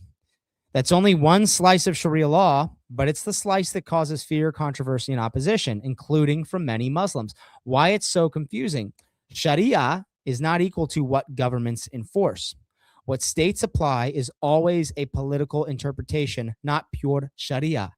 Different schools disagree. Sunni and Shia schools, and sometimes schools within them, often contradict each other. And the key distinction is this: Sharia is the idealized religious path.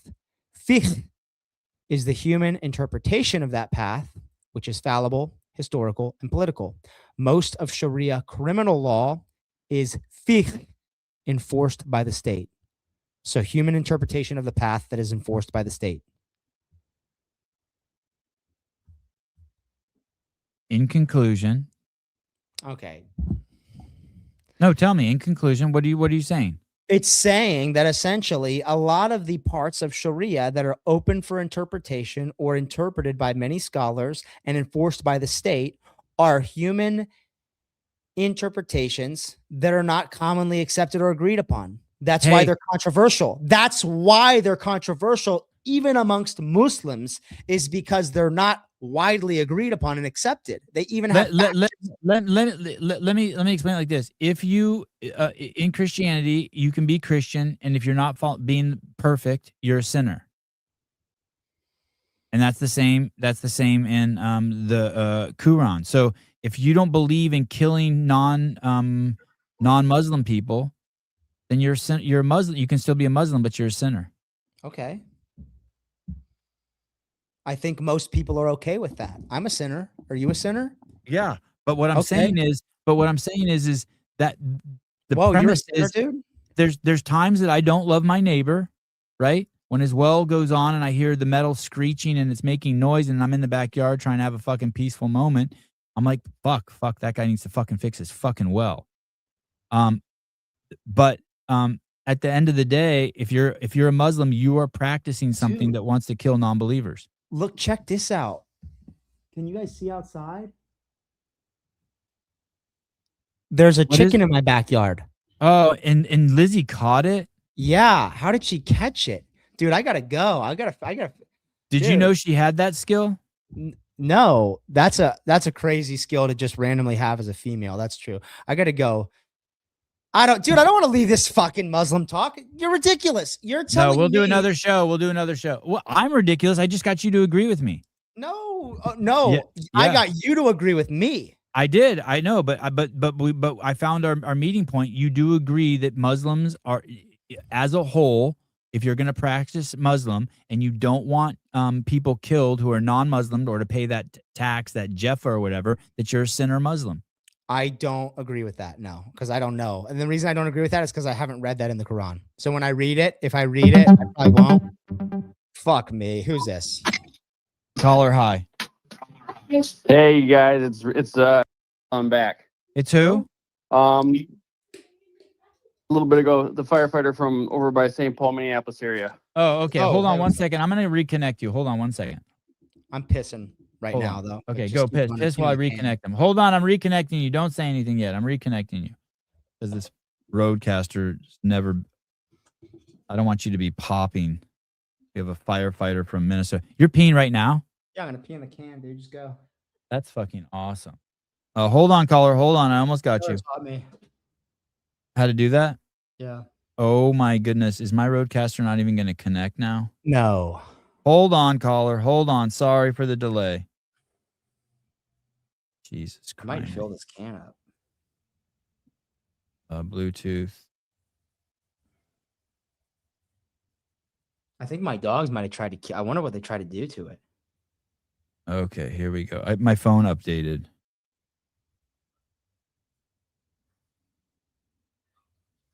Oh boy. Forget this device. Let me start from scratch. Sorry, guys. Sorry. Here we go. Round 6. Oh my God. Pairing unsuccessful. Make sure it's turned on in range.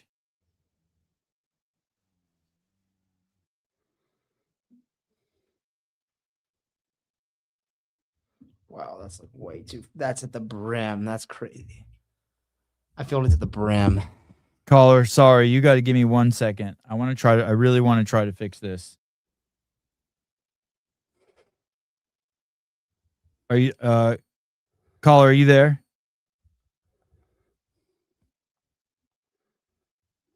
It was in our front yard and she caught it. Holy shit, that's hilarious.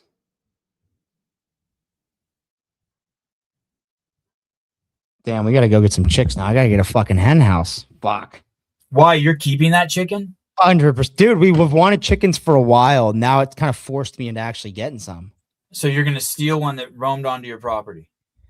Steal it? What the fuck are you talking about? It came to my house and wants to live here. All right. I rebooted. 2 minutes and 37 seconds of the show. Jeez, you guys are so patient. That's stealing. Okay, what? I'll hold on to it until my fucking neighbor shows up, whoever it is, and says it's mine. Give it back. Oh my God, I can't pair with the fucking roadcaster. This sucks because you're not going to be able to hear Taylor. Go ahead, caller. Can you hear me okay? Yeah. Are we still on the Sharia law talk? Yes. You know, so I grew up as a kid in a religious cult, I guess you could say. A very extreme kind of form of Methodism, Christianity based. And so personally, my experience, and I feel like a lot of other people, is, you know, there's extremes to religion and there's people that are more casual followers. And maybe my view is flawed, but kind of how I see it is both are followers. Just one is taking the extreme approach to following it, correct?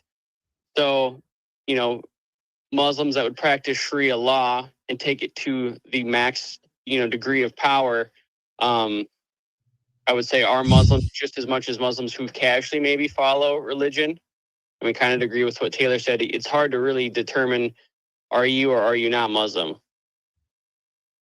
Here's the thing you're using. Let me just say this really quick. And I'm trying, I don't want to attack you, but you're saying extreme in power. And what if it's just people who are willing to really follow the path of God? You know, they say it's a fucking narrow one and most men will fail. And so maybe that's what it is.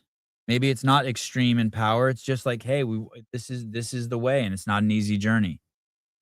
Right, for sure. So, and the religion that I grew up with, you know, the way they followed the Bible was perfection. You had to have perfection that only could be given to you by God. So if you weren't walking in that perfection, you therefore were living in sin and were unfit for the kingdom of heaven. I'm not sure if I still follow or believe that, you know, now as I've gotten older and had more life experience and see how human nature and how people are. But let me just drop a bomb maybe just for discussion's sake, into the chat or into the show here. So Sevi, I mean, from the following the show for a while, you hold the Bible in pretty high regard. Even consider yourself maybe a follower of the Bible, correct? Fair. So the Bible says in Exodus and in Isaiah, it talking specifically about immigrants, foreigners that come into your land. Exodus 23:9 says, don't oppress the foreigner, for you were foreigners once in your land, in the land of Egypt. And then in Isaiah, it says, learn to do good, seek to rescue the oppressed, defend orphans, plead for the widows. And in context there, it's talking about people that come to the land of Israel that weren't from there, that were escaping their lands for whatever reason. So the issue that I think we could have then is if you're going to follow the Bible, if requiring following the Quran or Sharia law or the Bible to the max degree is what constitutes you as being a follower of God and as a Bible-believing Christian with a check mark that says you're going to heaven. Yep, Would I'm we with you. not have to follow those laws in conjunction to our current climate with immigration and people in our country? Here's the thing, and maybe I'm just justifying it. I'm open to justifying it, but I think allowing 1 million illegal or illegal immigrants into the country a year is embracing immigration. I think letting 10 million in through an open border with is not it's not. But I think that previously to that, 1 million people were coming in legally every year. We do let in a shitload of legal immigrants. My family's legal immigrants came in legally, and there's a distinction in our modern times between opening the border and letting just every Tom, Dick, and Harry cross over without and them then not following the rules that allow our civilization to operate. Absolutely, and there's also verses. In the But Bible that maybe talk I'm about- just justifying it. Maybe I'm just justifying it because you could be like, hey, love thy neighbor. You know what I mean? And yeah, Right. I think when it says There's also love thy verses that neighbor, talk though, it's about not caring talking for about every your immigrant on family earth. and your people before you go out and care for other people. You know, because it also says in the Bible that if you neglect your own family but are out there doing good among the neighbors, and a lot of times in that context, it was also expressing for the popularity's sake to do the popular thing, but you're neglecting your wife and kids at home, that you're also kind of a turd. You know, that's what the Bible is, to put it bluntly, is what it's saying. So there's a fine line then, at least in the scriptures, of where do you walk? Do you welcome the foreigner, or do you take care of your own home country? So it's, you know, I would imagine with the Quran very similarly, it's probably a real gray area, maybe is the right word to say, as far as, are you following it to the maximum degree, or are you more of like a interpretive follower, right? yeah. But this also, if you look back historically, this isn't their first rodeo. This is we're repeating history of what they've done historically over thousands of years, or 1,000 years, 2,000 Right, years. and that's what history just repeats itself, right? I mean, if Yeah. we don't learn from our mistakes, it just continues to cycle. And I think that you can see the experiments we're running on with civilization, and you can see that the ones that are running the Christian, let's say it's just all bullshit and it's just software, right? I think the ones running the Christian software are it's where I want to live. It's how I want to live. Right. I want to Yeah, live. I would agree. I want to live with those people. I really appreciate your perspective. Yeah, absolutely. You guys have a good day. Okay, thank you. Yeah, Sorry about have a the good phone. one. Bye. Well, that was a well-balanced call. That's a testament to how well-balanced this show is. I just agree. I think, and okay, I don't care if I'm wrong, but I think you can self-identify and call yourself a Muslim all you want and not want Sharia law. Just like you can call yourself white. Just like you can call yourself white. Hey, no. Yeah.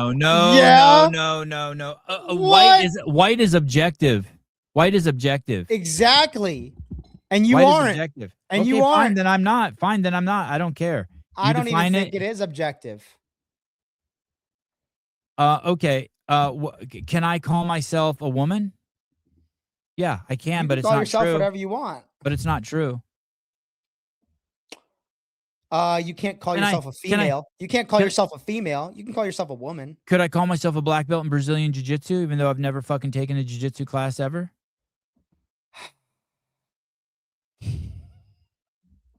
We're just gonna go around in circles. No, You but think say it- this: you could call yourself, say you do jujitsu and you've done jujitsu 999 hours, and it takes you 1,000 hours to get to a black belt, and you call yourself a black belt. I don't care. Dear God, please move Taylor into an all-Muslim neighborhood until he wakes up. Thank you.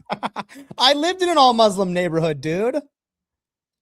It doesn't make like I mean, it doesn't mean I want to live in an all Muslim neighborhood or not live in an all Muslim neighborhood. I just know that I know people who would call themselves Muslims that You don't do not want to Sharia. live in an all-Muslim neighborhood, dude.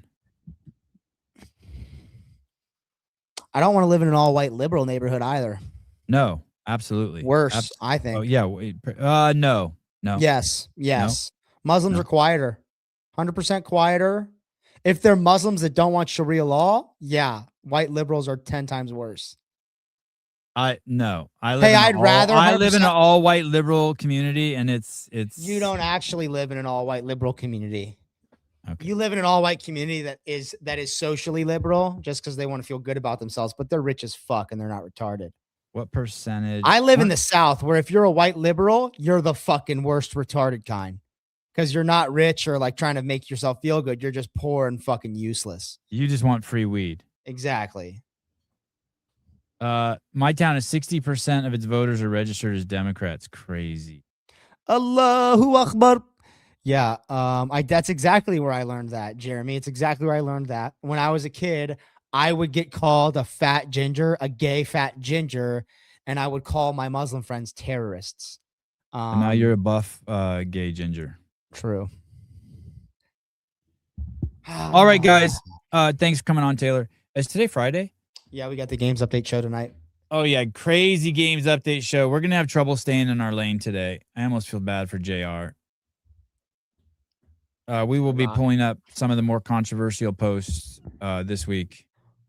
Oh, and if you speak of Spanish, hey, Pat Lang, tell all your employees, yo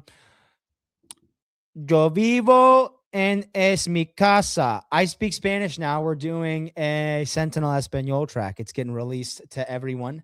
And the first 100 subscribers who speak Spanish and who want that track will get it free. The first 100 free, new to Sentinel. Luka shit. Jukic. 2 Another workouts one. out. Nice.